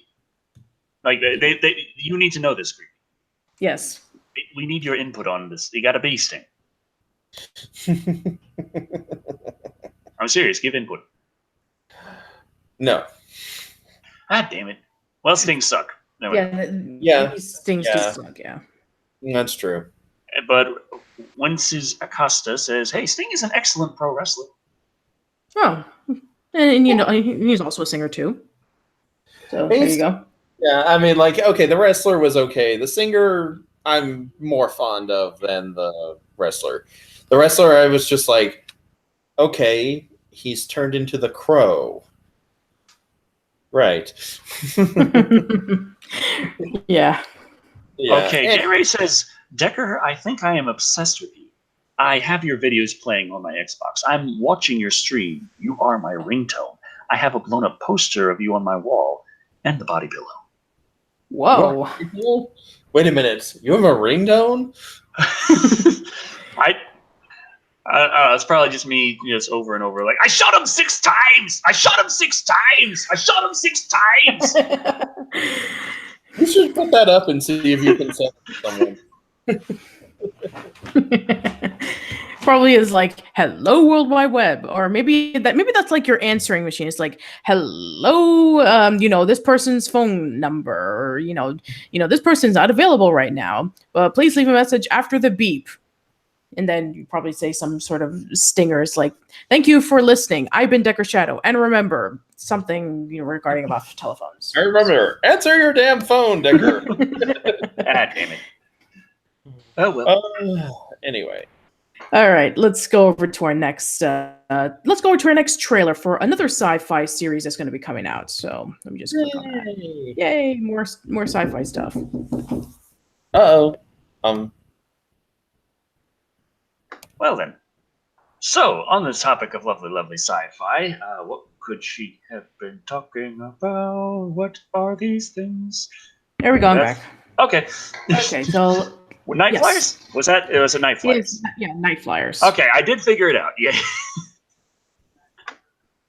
Here it is. So, Sci-Fi's Night Flyers terrifies with George R.R. Martin's space story. The upcoming Night Flyers television series premieres on Sci-Fi Network on December 2nd and promises to merge deep space travel with horror. Guests at New York Comic Con were invited to an early screening of the drama's first episode on October 5th. Night Flyers is based on the 1980 novella of the same name by George R.R. Martin, best known for creating Game of Thrones. Before screening, Space.com spoke with the producers and talent behind the new show. I read the novella, and it's interesting and unsettling, said Gretchen Mol, a lead actor in the show. Actor David Ajala was also taken aback by the original story. Reading the novella was super interesting because it's a horror story on a spaceship. There's the aesthetic kind of horror, but there's also, I feel, a psychological horror. Set in the year 20... I've seen horror movies on spaceships. It's one of the first horrors I saw, actually. Mm-hmm. I guess they're talking about like a TV series based off of that kind of, genre. But I can. So like Space Cases? Not anywhere remotely close to Space Cases. Not even close. That's horror, wasn't it? No, it was a sci-fi series that was akin to something like, Star Trek or Lost in Space, but no, it wasn't horror. Make a JD1 drop $2 saying, could you please review Double Impact with Jean-Claude Van Damme? And if I can get a hold of him, sure. That'd be awesome. That was one hell of a crossover. Yeah, I'll say. Let's see. Set in 2093, Night Flyers follows a crew driven to travel to the outer edges of the solar system because of Earth's poor state. The premiere begins in the middle of a violent showdown between two characters we later learn more about, and as a whole, the episode offered cool microgravity floating and a twinge of fleeting romance and certainly some ominous tones. While nearing the... Sorry, Brandon Kilgore left a message saying, boop! Hello, telephone caller. I'm Decker Shado, the internet personality best hair. Leave a message after that long-haired creepy guy. Penis, penis, penis.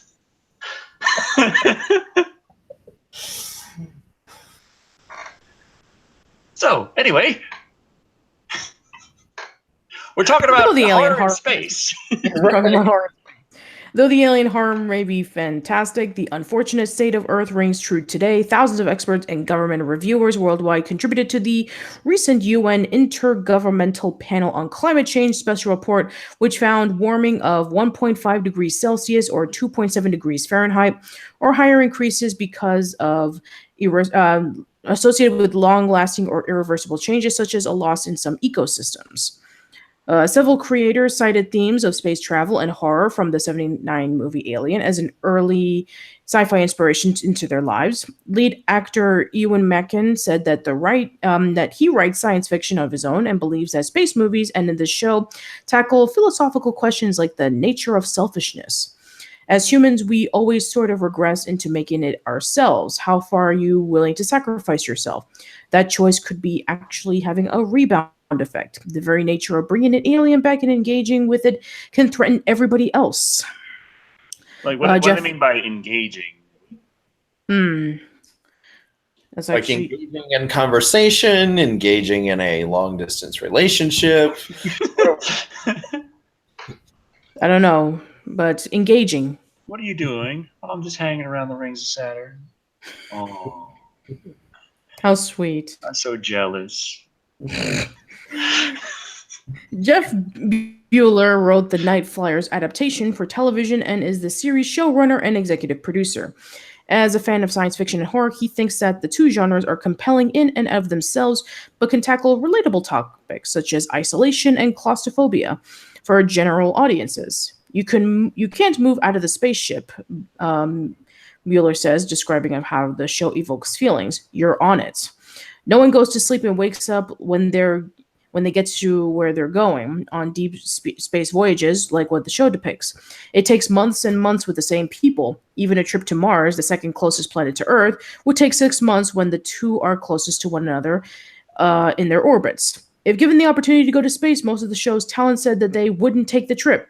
Ajala didn't dismiss the possibility, however. Baby steps first. But that's an incredible opportunity, he said. Hopefully, getting the chance to go to space will depend on how much money you have access to, he added. So, yeah, that should be really interesting. Probably, once again, December 2nd is when Night Flyers is going to be coming out, and you can always check out the trailer.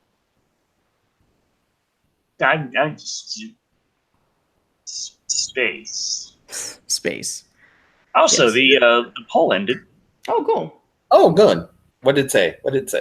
Okay, so coming in, it was a pretty close vote, except for one. One is way behind. No one gave a fuck about it. But coming in at number 1, John Carpenter at 38%, which means maybe if we were to rerun this poll with just the top 2, we'd get a different top 1 result. Who knows? Because the number 2 at 35% is Sam Raimi. Awesome. Coming in at number 3 at 23%, still very respectable for a dead guy, Wes Craven. Yeah, I mean, like I said, he could probably come back as a ghost. And at a low number 4, James Cameron. Wow, nobody wanted the Mousinator. So much for Aliens. Yeah, so much for Terminator 2, Titanic. I guess maybe they were still kind of burned off from Avatar. I don't know. We got some comments. One saying, Clive Barker! Oh, man. I mean, that would be really scary. Kat Luniska says, I know he's dead, but he's done such good horror movies. Disney, break out the Necromancers and the Ouija board. Also, if you did Craven, you could bring along his fellow actors. And that means new talking Freddy dolls. And Crystal Wing 2149 says, I want to see Disney's The Thing. Wow. Oh, boy. Disney's Nightmare on Elm Street. I can't wait to have a musical number with Freddy Krueger. That would actually, he could pull out some really, really good shit there. This is a musical nightmare. Why am I imagining Freddy Krueger singing "Man of Your Dreams"? Oh. Oh boy. Wow. With a chorus line of Freddies who are all in drag, serving as a kick line. Yes. And now Gay Ray's like, oh god damn it, don't fucking joke, guys. Disney's Freddy versus Jace. Oh man, I can imagine that being like a Disney Channel movie where, you know, it's like it takes place in the same universe as Halloween Town, where you have these two guys like, you know, going up against each other in Halloween Town. Oh man, that's going to be like a new you know, fanfic. Captain Niska says Disney's Friday the 13th. Jason takes Disney World. Also, Disney did make a movie, Disney Channel original movie called "Don't Look Under the Bed." That was kind of like a PG version of Nightmare on Elm Street, only it involved the Boogeyman. So, and it was banned too. It was banned from the Disney Channel after a while. They looked under the bed, didn't they? Yeah. One rule. Look under the bed. Disney's Human Centipede. How do you do the song and dance number in that one? I can imagine the dance, but the song would be kind of. It'd be just a lot of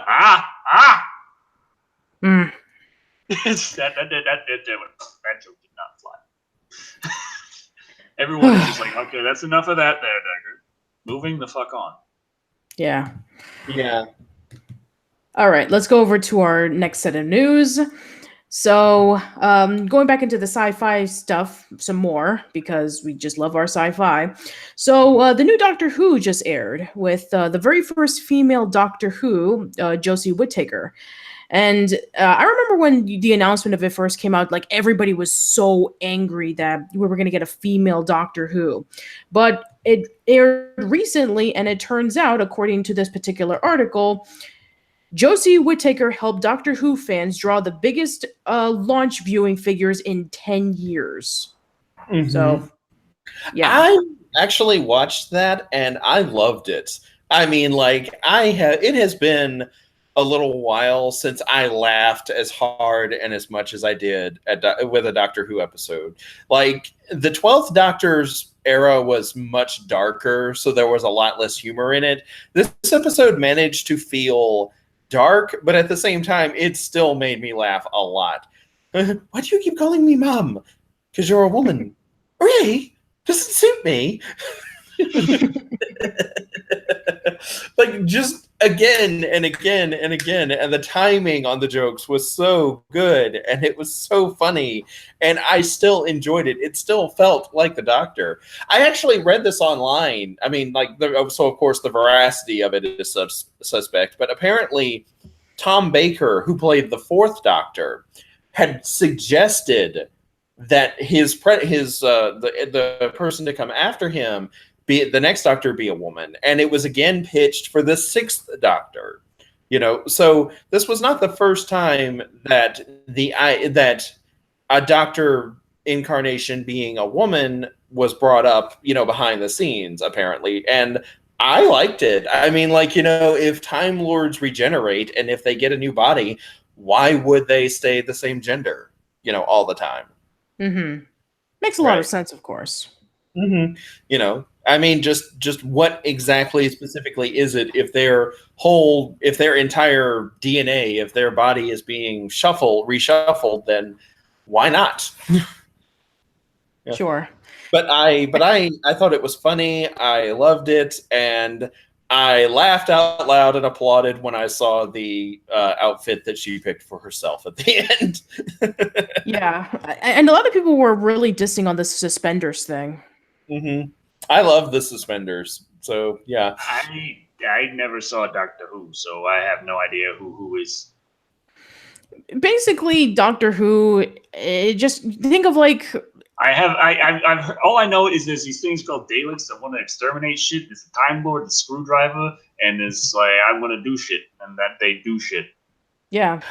The Doctor is an alien from the planet Gallifrey who is populated by people who mastered time travel. He has a TARDIS, which is his time machine that can which stands for time and relative dimension in space. It can travel through anywhere, space or time, and it looks like a police box, which is kind of a British telephone booth and jail cell merged together.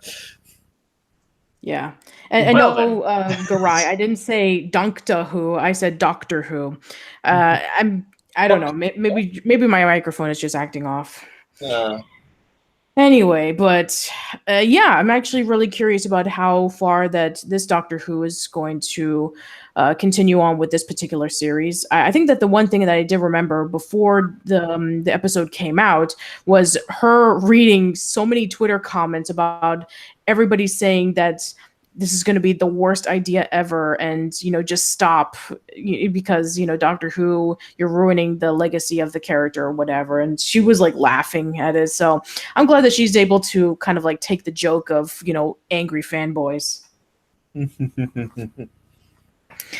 All right, but yeah, that's pretty much it. And I'm sure that we'll get to see more on Jodie Whittaker's take on Doctor Who later on in the series.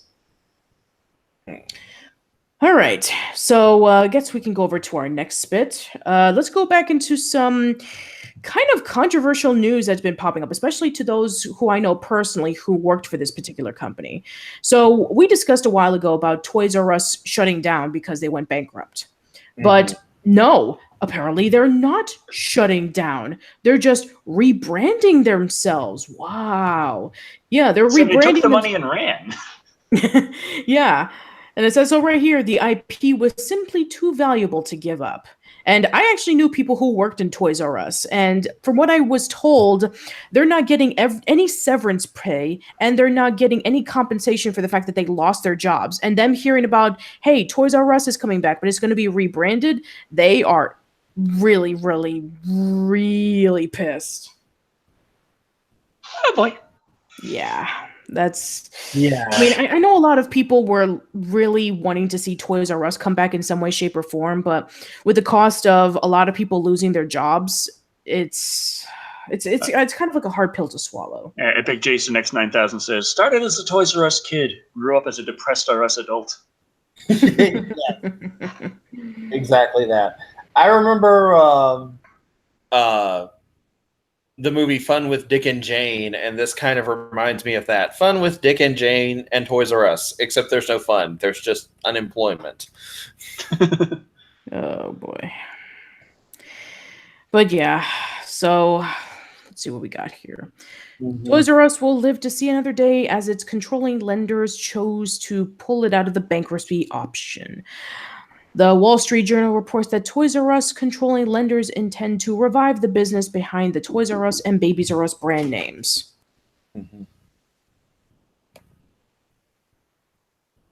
Hello? Hello? Uh-oh. Toys R Us just destroyed Patricia as well. How many more lives, Toys R Us? How many more lives? The goal is to create new domestic retail operating business. It says, while maintaining its licensing of certain products worldwide, according to court documents filed Monday. As reported by the Journal, the company's leaders decided to reverse the order after speaking to controlling parties and deciding the brand was too valuable to give up. Money. Toys R Us representatives first announced that the company was filing for bankruptcy protection on September 2017. Dave Brandon, CEO and the chairman of Toys R Us, addressed concerns with the company's financial future at that time in a statement. That statement can be read below. Our objective is to work with our debt holders and other creditors to restore the $5 billion of long-term debt on our balance sheet, which will provide us with greater financial flexibility to invest in other businesses, continue to improve the customer experience of our physical stores and online, and strengthen our competitive position in an increasingly challenging and rapidly changing retail marketplace worldwide. This is what I live with every day. Brandon Kilgore saying, everyone clap with all your hands, with all your might to bring her back. Yes! It's not working! Oh boy, oh boy, oh boy. I could try and see. Should we bring up the rest of the article? I could see if I could get it. You can see it, kid. I'm back. Oh, okay. It worked, sort of. My microphone just shut off on me. Oh, I'm sorry. Man, technical. You know what? I'm gonna predict a title. Live and Wired, episode 23. Patricia's technology crashes and burns. Oh boy. Anyway, so Or how yeah. about this? Live and Wired episode 23. We are experiencing technical difficulties. Ooh. No one likes that. Winston's Acosta saying Patricia's back. Miracles do happen. But yeah, basically, from what I was continuing on, so the Wall Street Journal reports that Toys R Us controlling lenders intend to revive the business, and they're doing it for the Babies R Us. Apparently, I think they're going to be focusing on the Toys R Us first, but maybe Babies R Us are going to happen in due time. So.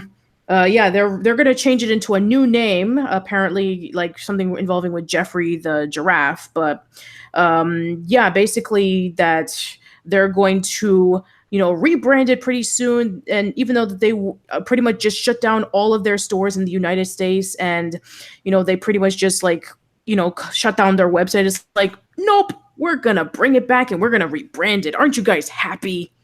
Yeah. Yeah, I mean, everyone still lost their jobs. Everyone's still out on the street. Everyone's still lost a lot of money, but it's only personal people who lost the money. The big business guys, they're fine.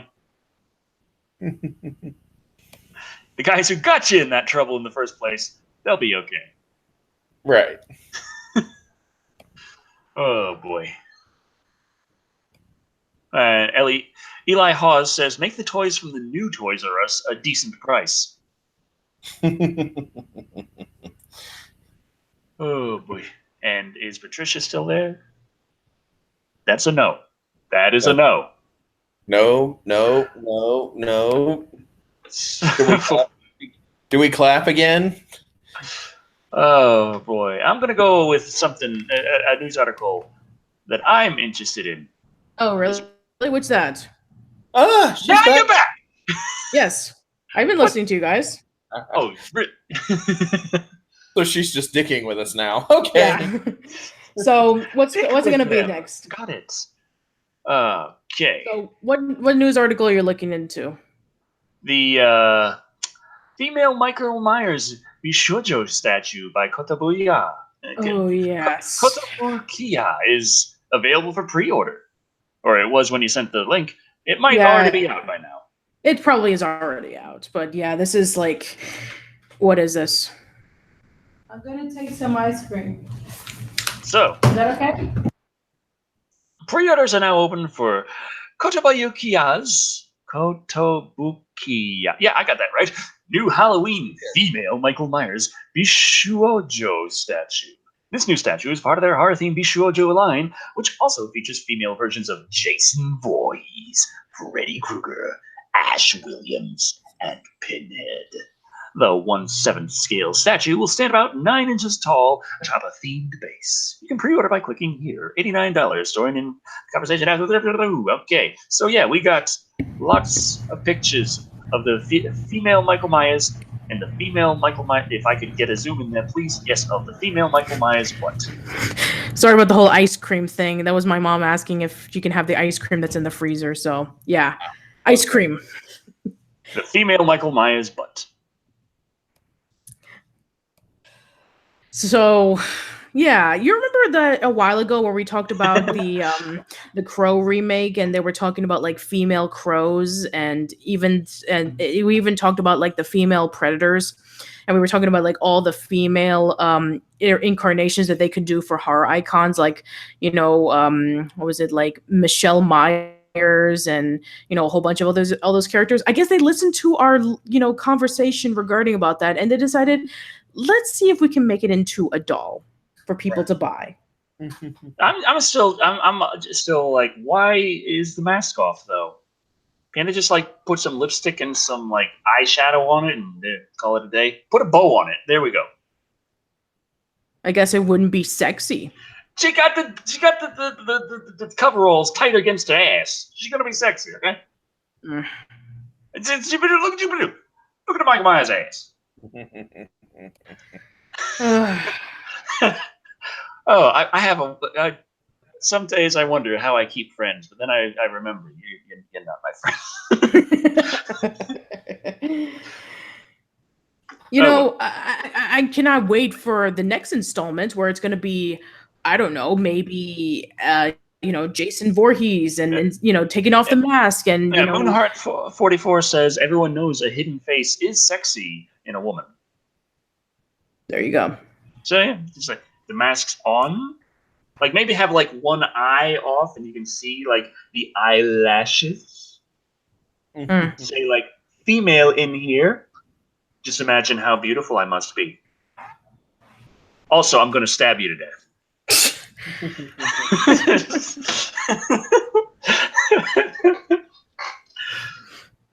Yeah, I mean, I guess it kind of reminds me a little bit of like spies during the war, in which they would like lure men into their bedrooms and learn about code and war plans, and right before they kill them, and then they like shove them off into under the dirt, or maybe they lead them over to the woods. I'm wondering, how do you? I mean, I understand the female spy, get enemy combatant, but what do they say? It's like, oh, nothing makes me hotter than military secrets.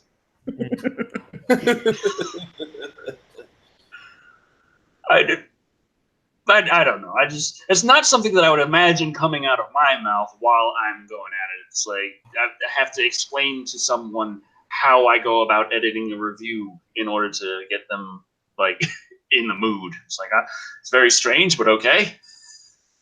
Yeah. Sure. And Patrick Johnson says, "Hooray for Rule 63."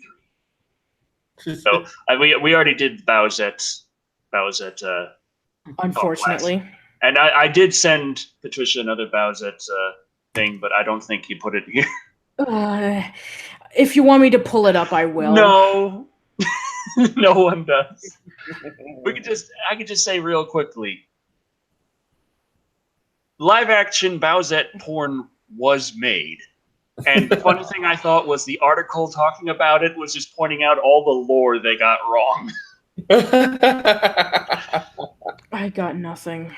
It was like, hey, this Super Mario Brothers boner pill here is clearly a invincibility star, and that invincibility star would mean that anything that Mario touches is a one-hit KO. Therefore, if he took that, it would kill Bowsette.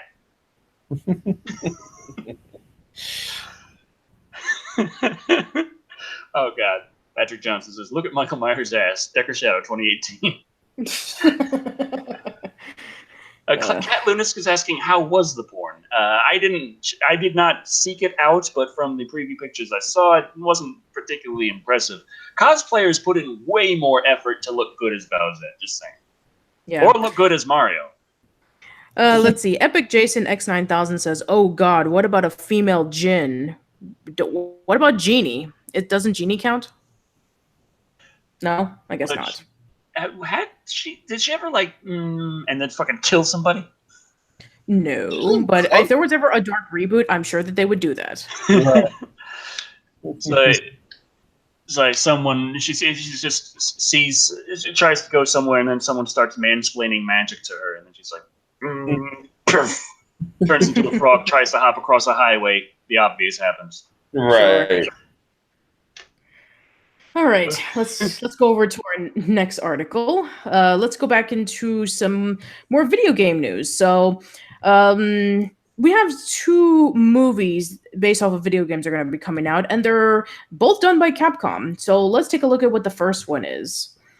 So Capcom is going to be doing a live-action movie based off of Monster Hunter. After months of rumors, Capcom finally announces its next adaptation, a movie based off of the popular Japanese, series where you hunt monsters, Monster Hunter, and it's gonna be a live-action film because, of course, it is. Are they going to spend is it going to be a 5-hour film and the first 4 hours are just preparation? I don't know. Maybe at this point, I wouldn't be surprised. And at the start of the 5th hour, the final battle begins, but it just takes that entire damn hour to do. Yeah. Let's see. Monster Hunter is officially heading to Hollywood with a live-action feature film based off of the franchise is now in production. Let's see. Paul W.S. Anderson of Resident Evil film franchise is re-teaming with the publisher to adapt Monster Hunter, serving as director, writer, and producer. Great. Yay. I guess. Wonderful. I'm out. Yeah. No. Wrong.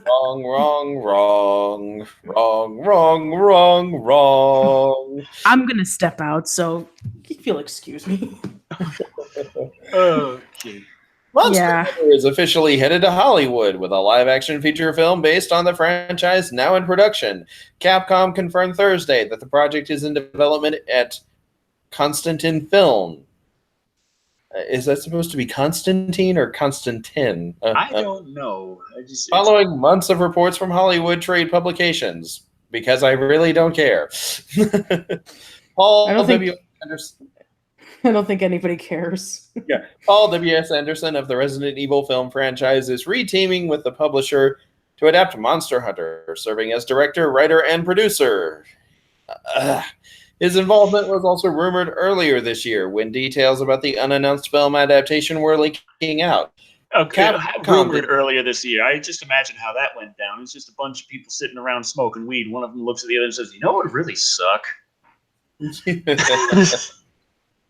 Capcom did announce a release window for the film, which would be distributed in the U.S. by Sony's genre imprint, Screen Gems. However, the company said that principal photography is set to begin this month in Namibia in South Africa. Oh, man. Despite all the gossip throughout this year, Capcom is keeping most of the details close to the vest, so the company's synopsis isn't telling us much. This is what we know thus far about the live-action movie, which is tentatively titled Monster Hunter. I like how they're not even sure they're going to keep it the same name as the actual game.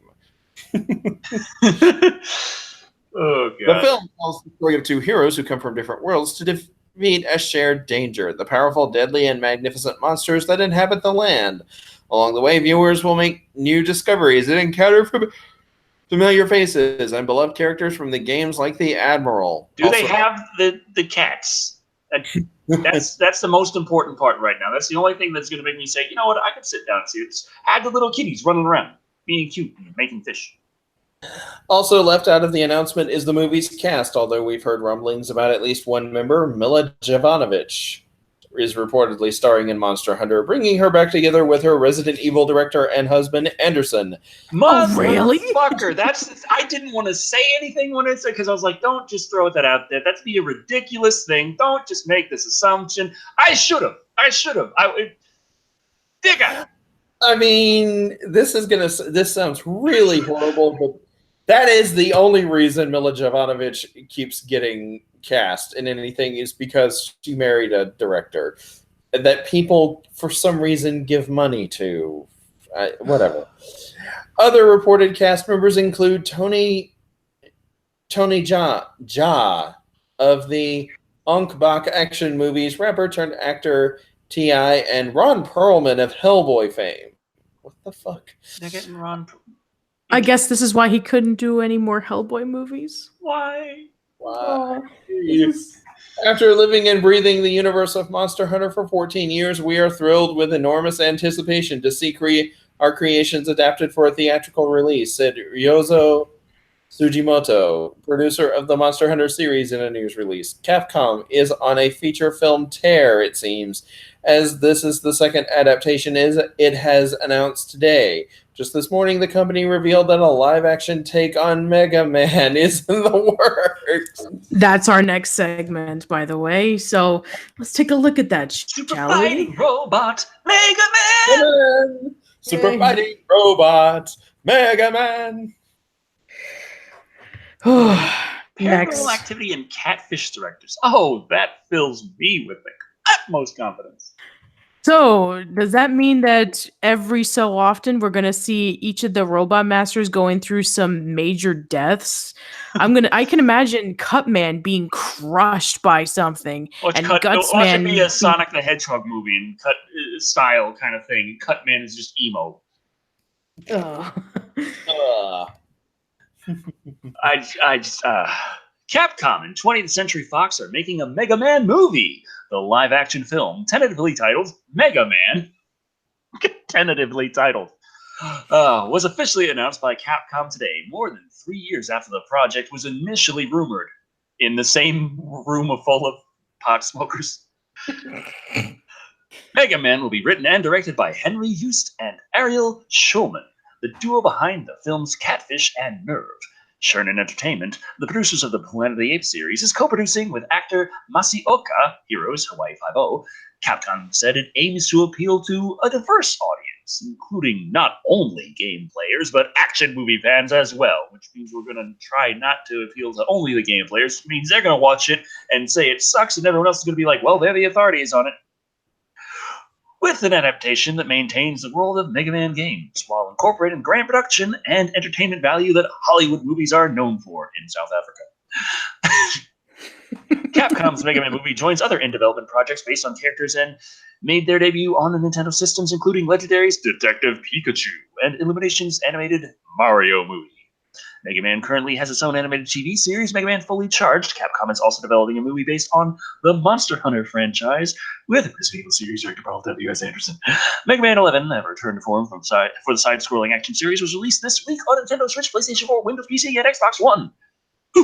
Yeah, it's just so crazy to think that we had Mega Man who was pretty much dormant for a decade, and then all of a sudden, we're gonna have Mega Man 11, and he's gonna have a movie. So that was quick. But is there a Mega Man 11 parody porn? In due time. What am I talking about? There has to be a Mega Man porn. No one look. It's already there. It's been too fucking. It's obviously there. Oh my, jeez, I'm an idiot. Dildo Man. Don't give him my ideas, creepy, please. He has to fuck through the robot master. But they're all man, because all the robot masters, except for Splash Woman. Yeah. They were going to have another, robot master for Mega Man 9. If you know, Hornet Man was originally going to be Honey Woman, but then they changed it for some reason. I don't know why. But yeah, Splash Woman is currently our only female robot master. Okay, let's discuss about some more news. Let's go back into some horror stuff because we haven't had that in a while. With everything that we've been talking about, it's been pretty scary. Yeah. So, let's see. Creepshow TV series includes stories from Stephen King and son Joe Hill. So yeah, we did discuss about that Creepshow was going to be having a TV series a while ago when we were discussing about how their resurgence when it comes to anthology series. So now we have some more information regarding about the new Creepshow TV series. So why don't you take this one, Decker? Uncle Lou's like, Honey Woman. You really don't know why they changed that? We have some brand new. It's Japan. Japan. It's a little bit different when it comes to like not catching certain references or suggestions because their dialect is a little bit different than ours. Mm-hmm. We have some brand new, very exciting details regarding the upcoming Creepshow TV series. Legendary visual effects artist and horror master Greg Nicotero has been tapped to mastermind. They just walk up to him on the street like, hey, do Creepshow. And he's like, I guess. It'll closely resemble the original 1982 horror anthology, only it will be made for the small screen as opposed to the big screen this time around. But the small screens are about as big as the old big screen, so One thing that will remain is Stephen King's involvement, as was revealed during New York Comic-Con over the weekend. Greg Nicotero, who is known best to modern audiences for his working in The Walking Dead, took part in the Shudder panel at New York Comic-Con and dished the new details on Creepshow, including some of the writers who are going to be involved. Stephen King wrote segments for the original movie, and to the assured delight of horror lovers, the legendary horror author will once again pen a story for this new series. It was also revealed that Joe Hill, King's son, will also be writing for the show, as well as Bubba Hotep writer Joe R. Lansdale. That's a nice mix to start off with, and there are going to be more writers announced in the future. Lansdale took to Twitter to confirm the news. We're tired, by the way. Creepshow. Glad to be part of it. Right. The first season of the Creepshow will consist of 6 episodes. It seems likely that each writer will pen 1 episode. If that holds true, we should expect to hear 3 more names in the future. Stephen King is clearly one to be excited for, but Joe Hill is no slouch and hasn't just ridden on his father's coattails. His comic book Lock and Key is a prime example of excellent horror storytelling, and he should fit in great with this format. And who knows what a guy like Lansdale can bring to the table. In other news, Greg Nicotero revealed that each episode of the series will vary in length and will be as long as they need to be. That is unquestionably one of the benefits of doing something like this on a streaming service. It offers much more flexibility. Nicotero also explained that each episode will shift in tone, with some taking a more comedic approach and others being purely scary. This first batch of announced writers certainly speaks to that. Lastly, Nicotero revealed the plan is to turn each of the episodes into digital comics for Shudder subscribers, which will ultimately be collected in a physical edition. Currently, Shudder, the horror-themed streaming service owned by AMC, hasn't revealed a premiere date for the series, nor is it clear when production will get underway. They did, however, reveal an amazing poster for New York Comic Con, which started things off on a great note. We'll be sure to keep you posted as new details on the Creepshow series are made available. This was previously reported by Horror News Network, and then it was posted on tvweb.com, and now a bunch of assholes are reading it on YouTube. Yes. So, yeah, and we did discuss about Lock and Key a while ago. That's going to be getting an animated series on Netflix. So, yeah, so more news regarding about Creepshow, which, I did hear a lot of people give their skepticism about it, which I can understand because, Creepshow, was based off of the horror anthology series of the same name back in the 80s that a lot of people really liked. And then they had a lot of sequels, but for some people they said, oh, it's not on par with the original. So I'm actually curious about how they're going to be able to take this into a different direction. I'm kind of excited for it. So hearing that they're all going to be whatever length they need to be is interesting to me, because that means that, if the format works perfectly well for one writer, and another writer who's more comfortable with a longer or shorter kind of deal isn't going to feel the need to either pad out or just completely compress whatever it is they feel like writing. Right. That's a good thing right there. Mm-hmm. And Kevin Burdine asks, isn't Stephen King already doing a horror series? I think he is, but I think he's writing, for the Creepshow series, and probably not like full time, because it was mentioned in the article that there's going to be a lot of people writing for the episode and for the series, and there's only going to be 6 episodes, so he's probably going to maybe like write 1, maybe 2 tops. Right. Uncle Lou says, shh, Creepshow 3 doesn't exist. Tales from the Dark Side movie is the true Creepshow 3. And Epic Jason X9000 also says, speaking of animated series on Netflix, since Castlevania did so well, I actually wouldn't mind if they made an anime TV series based on the PC game American McGee's Alice. I would like to see that. I would like to see that too. Also, Tales from the Dark Side, the TV series, not the movie that they made based off of it. Apparently, Stephen King wrote a couple of episodes for that show. Cool. So, So, okay, that's pretty cool. All right, let's get into some more news. I think this is the last one entailing... there's 2 more. So let's go over to our next bit of news. One, I'm sorry, creepy, but we have to discuss about it. Otherwise people are going to be asking me. I know, I'm sorry. So yeah, we got some more information regarding about the Child's Play TV series, not to be confused with the reboot that's going to be coming out. And let me just skip this out. Okay.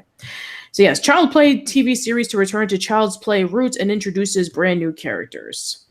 So, yeah, Screamfest held the 20th anniversary screening. What? This is okay, like Robo Patricia. Like things were disturbing enough already. Now Patricia sounds as if she's been replaced by a possessed robot. Damn it. You're clear. You're fine now, but as soon as you started, it just suddenly went really slow and tinny and robotic, and like, what the hell happened?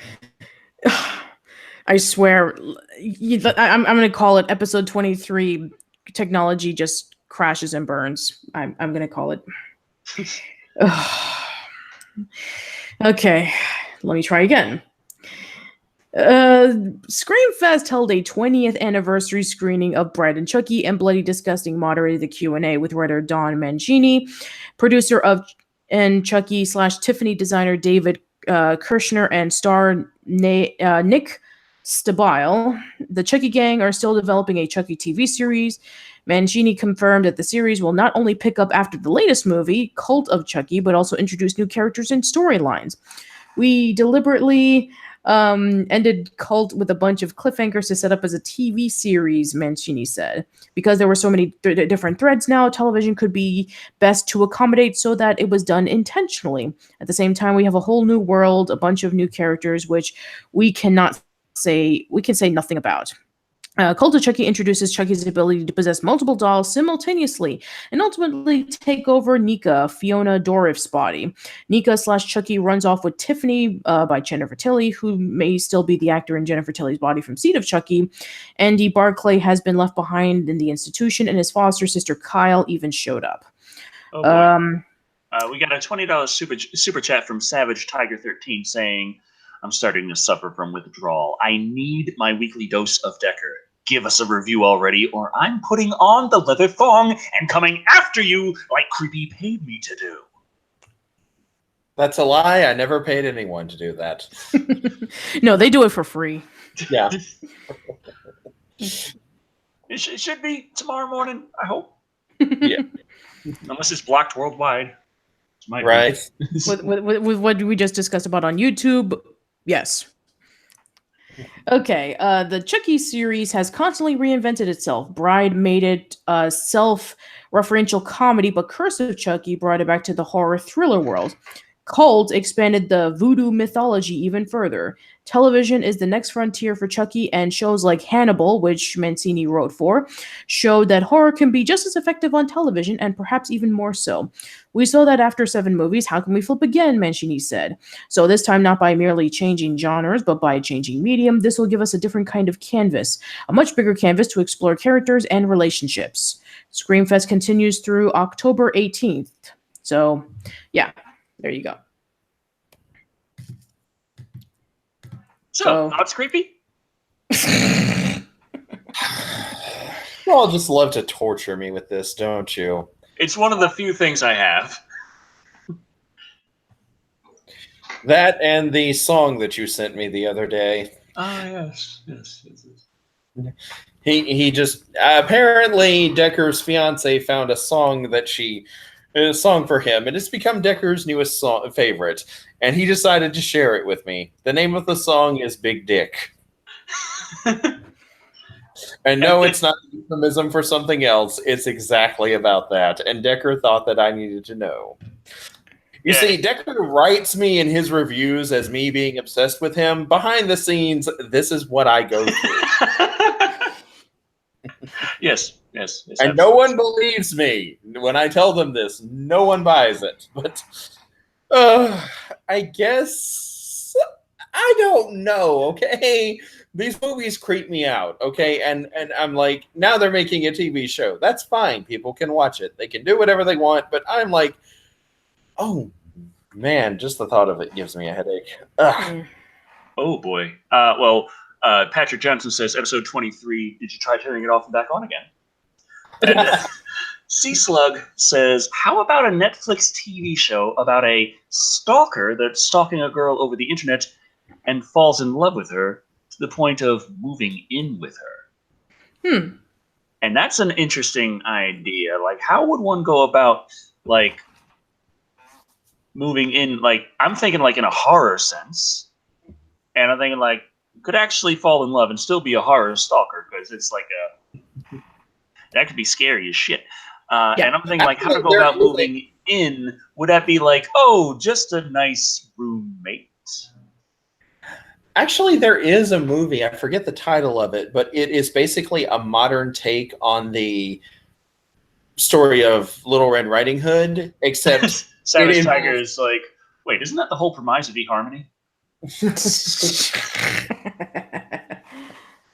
But the main character is like a guy in his 30s, and he meets a woman that he thinks is older online, but it turns out she's like 13, 14. Only it turns out the dude is a pedophile, and the girl that he picked up is actually a cyber stalker who finds men who want to have sex with little girls and then murders them. Wow. So what follows is this very disturbing game of cat and mouse. Darth Necrosa says, bet you $20 Freeform will have a TV series of that next year. I remember my fiance showed me that movie. Mm-hmm. Mm-hmm.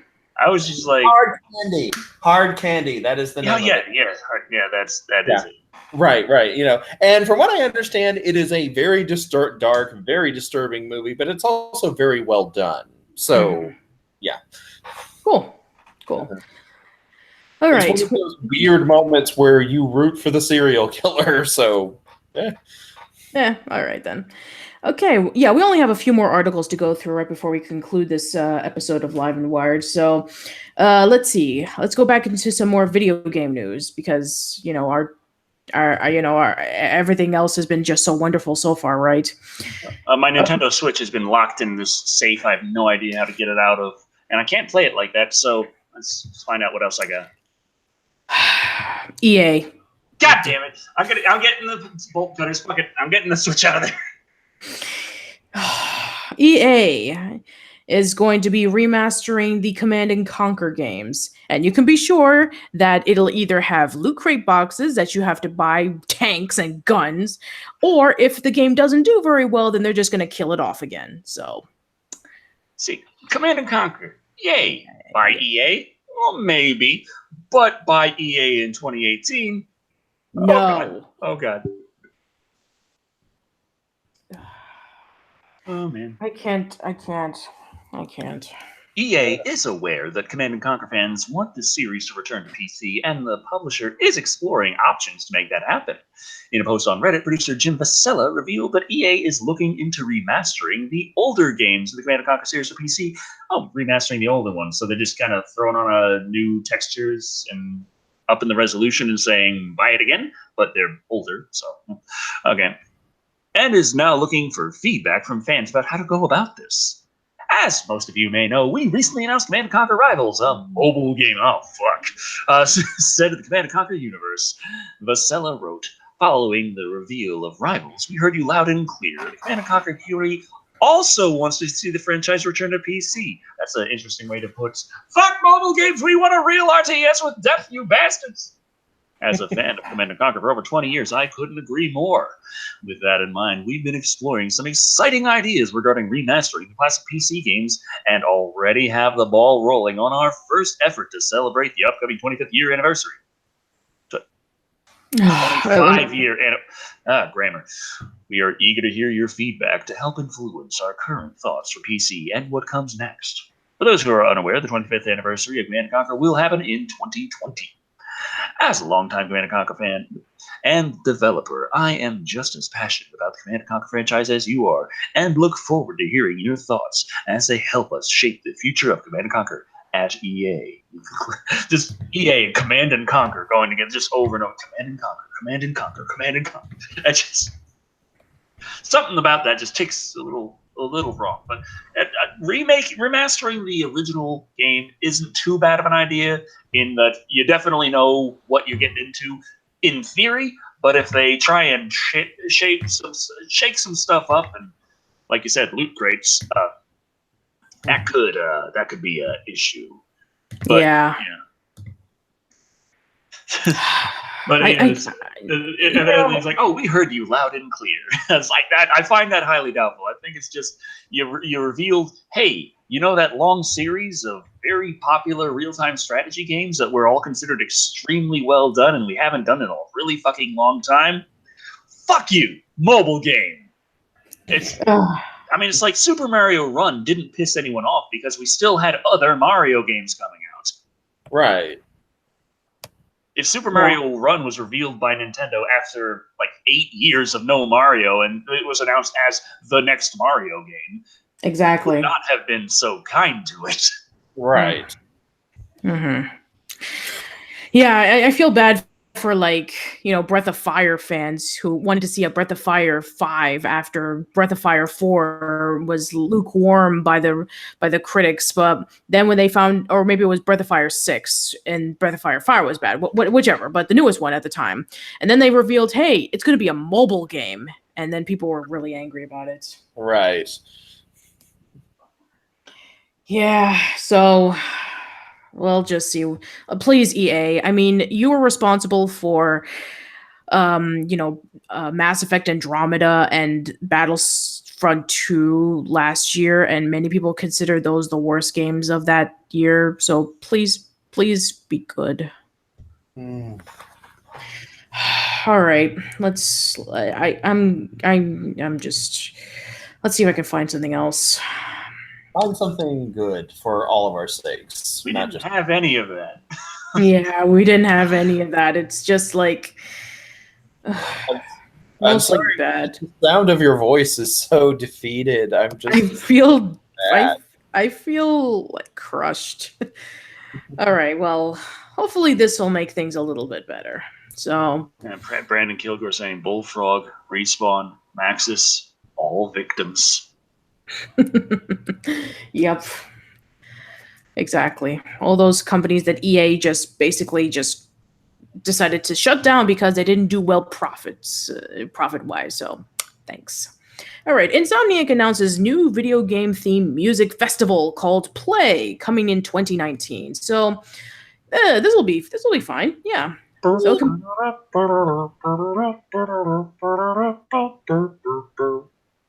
why am I reminded of the symposium who would perform video game themes, but concert style? Yeah, I guess so. Yeah, and this is not also original thing because I've had video game orchestras coming by to my local town where they would perform songs alongside with the video game play. So it's nice that there's actually going to be a festival celebrating video game music. But they're going to do it in a very different way. So it's going to be, let's see, competitive gaming is one of the fastest growing new markets in entertainment business with about 214 million active participants and viewers worldwide. It's a new frontier in the esports world, and tons of dance music artists are getting in on the fun. Marshmello has his own gaming stream platform. deadmau5 has I think that's pronounced Dead Mouse, I think. Dead Mouse, okay. I was not to laugh at Dead Mao. Yeah. Yeah, what is Dead Mao? I don't know, but yeah, Dead Mouse, okay, with a 5, has regularly used Twitch as a way to interact with fans while playing, and Dylan Francis has made it obvious he's a gaming fan. In fact, a lot of electronic artists cite video games as a musical inspiration, so it should come as no big surprise that Insomniac, the same company behind EDC Las Vegas, is getting involved in a new video game-themed music festival. It's called Play, and while specific details are still mum, we can say it's scheduled to make its debut in 2019. It centers around 5 basic themes: music, gaming, esports, activations, and cosplay. It'll bring some of the biggest names in the electronic dance music, as well as professional gaming and other celebrities, giving fans a chance to see great live performances and compete for cash prizes, as well as bragging rights and old-fashioned arcade fun. Well, that sounds pretty cool.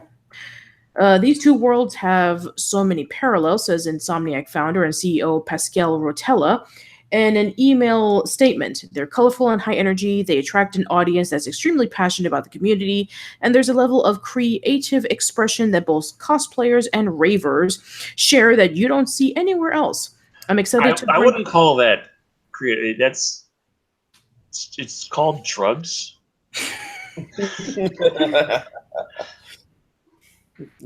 And Patrick Johnson basically says, "Leet speak. I too still cool, right? Speaking in just it's still cool, right? Yeah, it's still cool, right? Yeah, Leet speak. I haven't seen Leet speak since I was in college back in 2004. So yeah."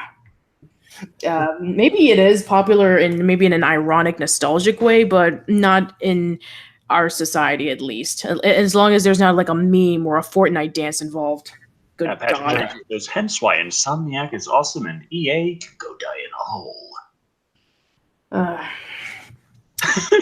That's your new that's your new catchphrase there, Patricia. The sigh. Yeah, I know. Sigh of disgust and just soul crushing. There was a comment earlier, live and wired, the show where you can watch Patricia die.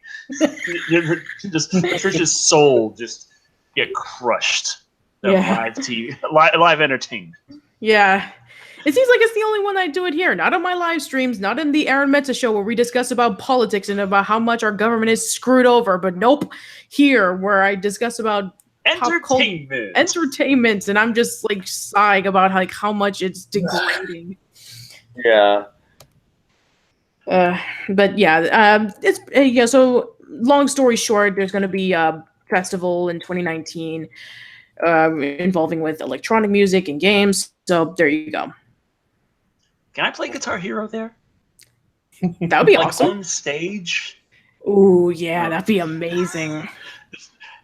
There was a band like back when like Guitar Hero 2 or 3, I think 2, when 2 was like really high and popular. There was an actual band that kind of reverse engineered Guitar Hero controllers to actually play live music. And they were doing that as kind of a thing. I never heard anything past about them though, so I don't know if they really, took off. Yeah. It was just like, hey, that's happening too. Yeah, that's true. All right. I guess we can go over to one more article. So, yeah, we were talking about video game movies. And Frebu dropped $5 and says, "Your suffering entertains us." That's good to know. So thank you very much. I'm glad that you are very entertained with the sign and all that stuff. So thank you. There's a kitty cat. Look. She's like, why are you holding me like this? Mine is somewhere else. I think she went into the room with Godmother, so she's lurking in there, far, far away from the camera. Yeah, and I don't have a cat. So I have several. I used to have a cat, but he passed away. Oh, I had that happen to several as well.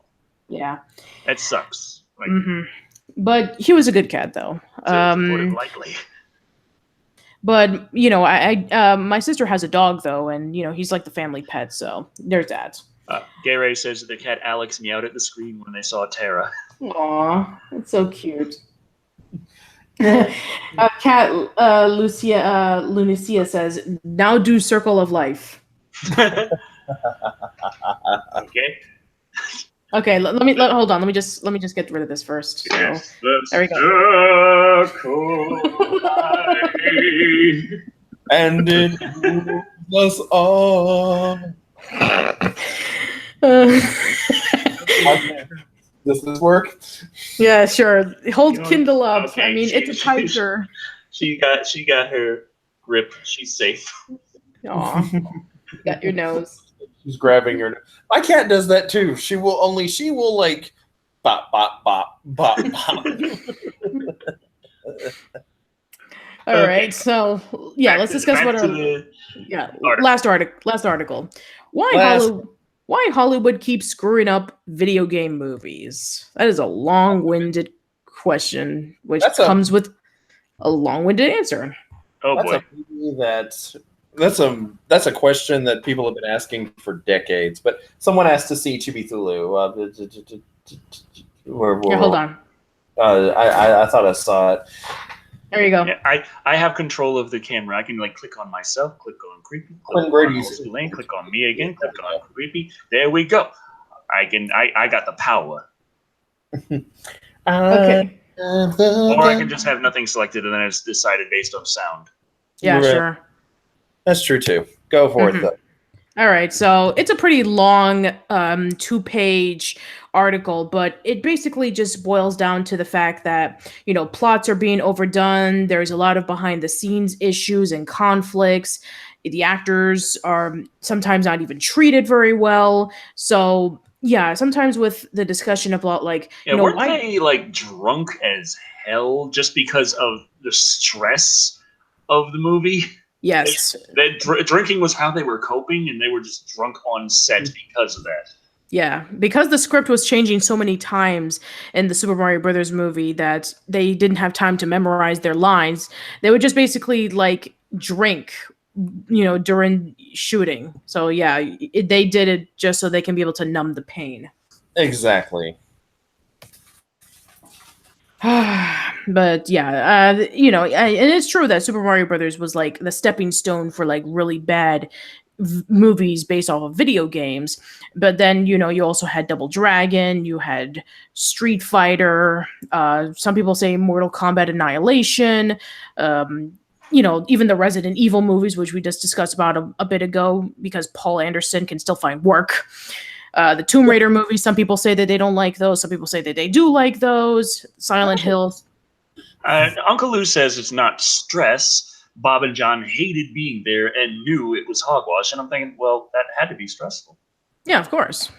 I was like, I'm in a situation I hate, and I know that this is bullshit. I feel fine about that, but I'm drinking. Mm-hmm. Motorcycle US dropped in $2 saying, Decker, what happened to the dog you found that lived? He is living with the twins. Mm-hmm. Okay, cool. His name is Dutch. And we found out that his genealogy actually means that he's a pretty rare dog. And if he didn't have parvo, if he could have been kept as a breeding dog, the puppies would have been worth a lot. But he had parvo, so yeah, can't do that. Right. But damn. Yeah, and also like, also he's fucking huge. And he was a 4-month-old puppy in that video. Right. Yeah. Also, we've established that Tara does not like very large dogs or even very large people in like around her. I walked into Decker's room unannounced, and she like freaked the fuck out and ran behind his bed, like not under the bed, like she went like as far back against the wall under the bed as she could. Yeah. Anyway, so another one, I just pulled up the second page. So dated and overly ludicrous storytelling, which we already kind of brought up with the Super Mario Brothers and Street Fighter movie. And Double Dragon had a really ridiculous plot as well that didn't have anything to do with the video game. Yeah. Problematic cast and crew, which we discussed about with the Super Mario Brothers movie. You would think that Double Dragon would have been an easy movie to make an easy game to make a movie out of. Bad guy has gang, punches your girl in the gut, kidnaps her. You and your brother go and beat the crap out of everyone in town to get her back. Also, at the end, for some reason, she's not exactly faithful, and she's like, you know what, beat the crap out of each other. And so he's my brother. He's like, yeah, do it. Whoever wins gets me. I'm like, well, that sounds like a plan. You kill your brother, and you get the girl. Yeah. Right. Okay, maybe it's not the best story. I don't know. I can understand that, they didn't have a lot to work with back in the day. It's like, the plots were incredibly simplistic. It's like Mario, you save a princess from an evil turtle. Right. Double Dragon, you save your girlfriend and you're beating up people. Street Fighter, it's a fighting game where it's a tournament. And same thing with Mortal Kombat. I guess I can understand that. Sure. But the job is to eat everything. It's like Pac-Man on steroids. Right. So I can understand that maybe it was difficult to like stretch out the story because there was practically none. But right. I mean, Phobia says the D&D movie suffered the same. I mean, D&D, unless you're like following like the lore of Dungeons and Dragons, like it differs every time that you play it. It's like, it can be a different class, it can be a different setting, it can be a different monster or group of monsters or different powers or whatever. So I can understand D&D having a bit of whiplash in terms of like, this is not how the story is. So, well, I think that one of the easiest things that Hollywood could have done is do a Forgotten Realms story. Like, actually play a historical event in the Forgotten Realms. Something that is technically one of the few things that Dungeons & Dragons has as lore. Well, as in kind of events that occurred. That's not just, I created a whole world, it's populated by stuff. The lore is whatever the hell happens during the campaign. but the setting that the Forgotten Realms, which is the only thing that's actually the same every time, which is really weird. But you know what I mean? It's a pretty nice place to pull stories from. Yeah. Oh, and let me see. Yeah, so I mean, I could, and also, they're even saying about like newer movies. It's like, oh, why are the newer movies suffering from the same thing? It's like, some people say that Warcraft didn't really follow the video games very well, or Prince of Persia, or Rampage, which came out recently. Yeah, it's actually really difficult to kind of like draw the line between, this is based off of a game and this is based off of a movie. I mean, we did talk about that, the guy who's doing the Metal Gear Solid movie, and I know that he has a strong passion for it, so I'm actually really curious about how he's going to do it. Maybe the movie will be so good that maybe we'll get a new standard in how to do video game movies. Who knows?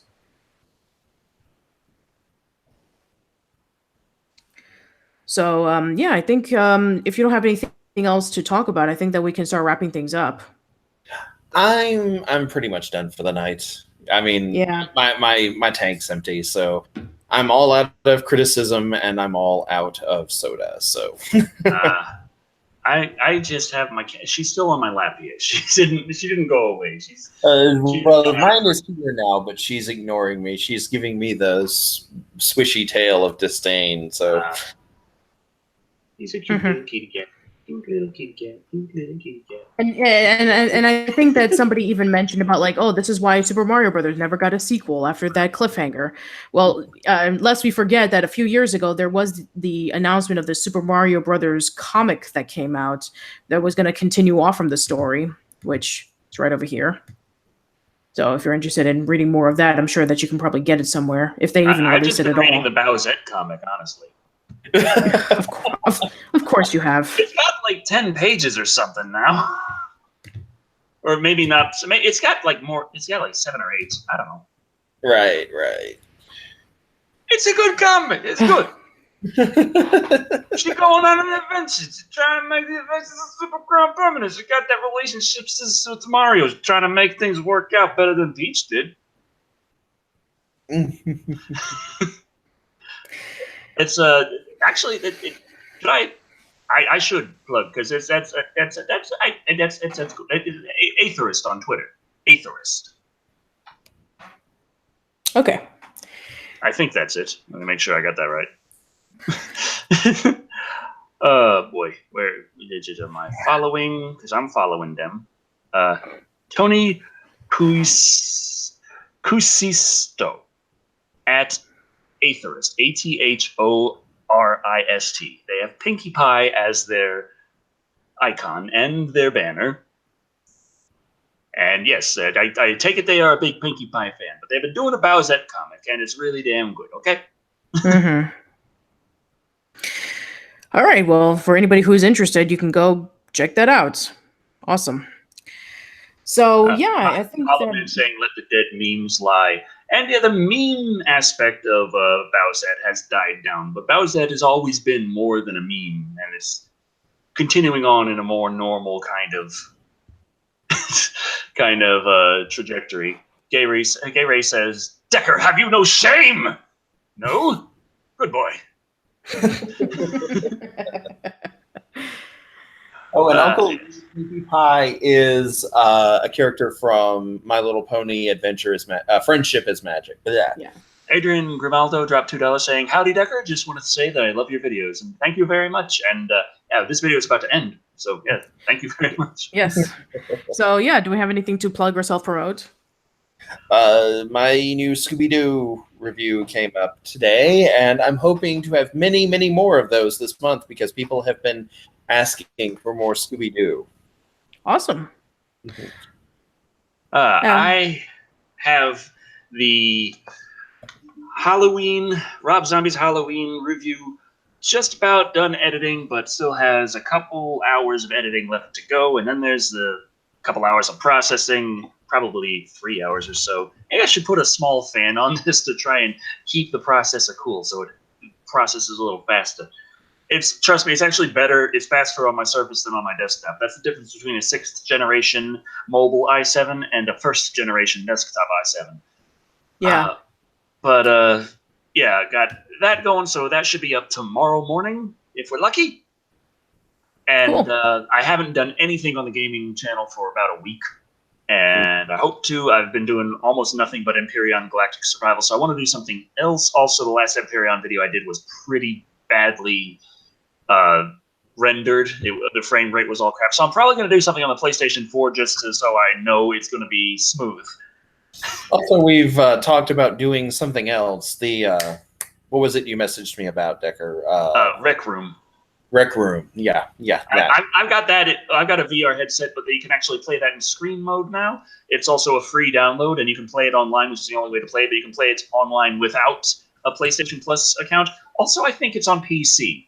So I think anyone out there actually can just hop on. And I'm wondering, I think it was cross-play between PC and PS4 already. I think Rec Room is just one of those things that's big and free, and everyone's like, go play it. Technically, it's still in beta or alpha. I can't remember which, but it's changed a lot since the last time I played. And I just tried hopping on and taking a look around the bowling lane, see what I could do, and mess around in VR since they just added smooth movements in VR. Well, they added that a while ago, but last time I played, it wasn't there. And Eli Hawes says, yes, it is crossplay. Okay.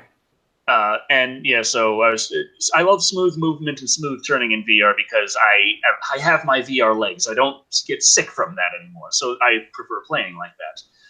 And so I was tooling around, and I just walked into the rec center, and it was on a day that it wasn't going to be good for me because it was just full of children that ran up to me and started demanding that I join them in games. And I just ran and hid in the corner, and I'm just standing behind the lockers, peeking around the corner, Rec Room is a great game. You have all the problems of social anxiety without having to worry about leaving your house. Cool. And as for me, Aaron Meta from the Aaron Meta Show and myself have done a spin-off series of the podcast series called Pix Mix, where we review every single Pixar movie. Now we're doing one called Dream Machine, where we're reviewing every single DreamWorks movie. And we just had the 2 first episodes out where we discussed about Ants and Prince of Egypt. And this coming Tuesday, we'll be discussing about The Road to El Dorado. Nice. Yeah. And also, if I'm taking a look at my calendar correctly, yes, I'm hoping to have a video out by next Thursday. All right. Also, someone asked me if there's the Jack in the Box from Demonic Toys back there. And, I hope not. Yeah, so that's pretty much it for me. Okay. Also, Girai, I have not played Fusion Fall yet, so that's why I haven't given any thoughts on it. One last thing, I have my new channel, Midnight Wank Theater. It's a separate channel from the main one, and where I review really, really terrible shows, post 11 o'clock shows and movies that came on in the 90s that were questionable at best. All right. So this has been Live and Wired episode 222. I'm an idiot. And it holds true. Again, we're gonna have to do I'm an idiot 2. I'm an idiot 3. I'm an idiot 2, the sequel. I'm an idiot 3, the story continues. I'm an idiot 4, enough already. I'm an idiot 5, please stop. I'm an idiot 6, I'll pay you $20, just go away. Okay, so thank you all for joining us this evening. I have been Decker Shado. I've been Patricia. And I have been that long-haired creepy guy. And remember, I'm an idiot. Good night, everybody. See ya.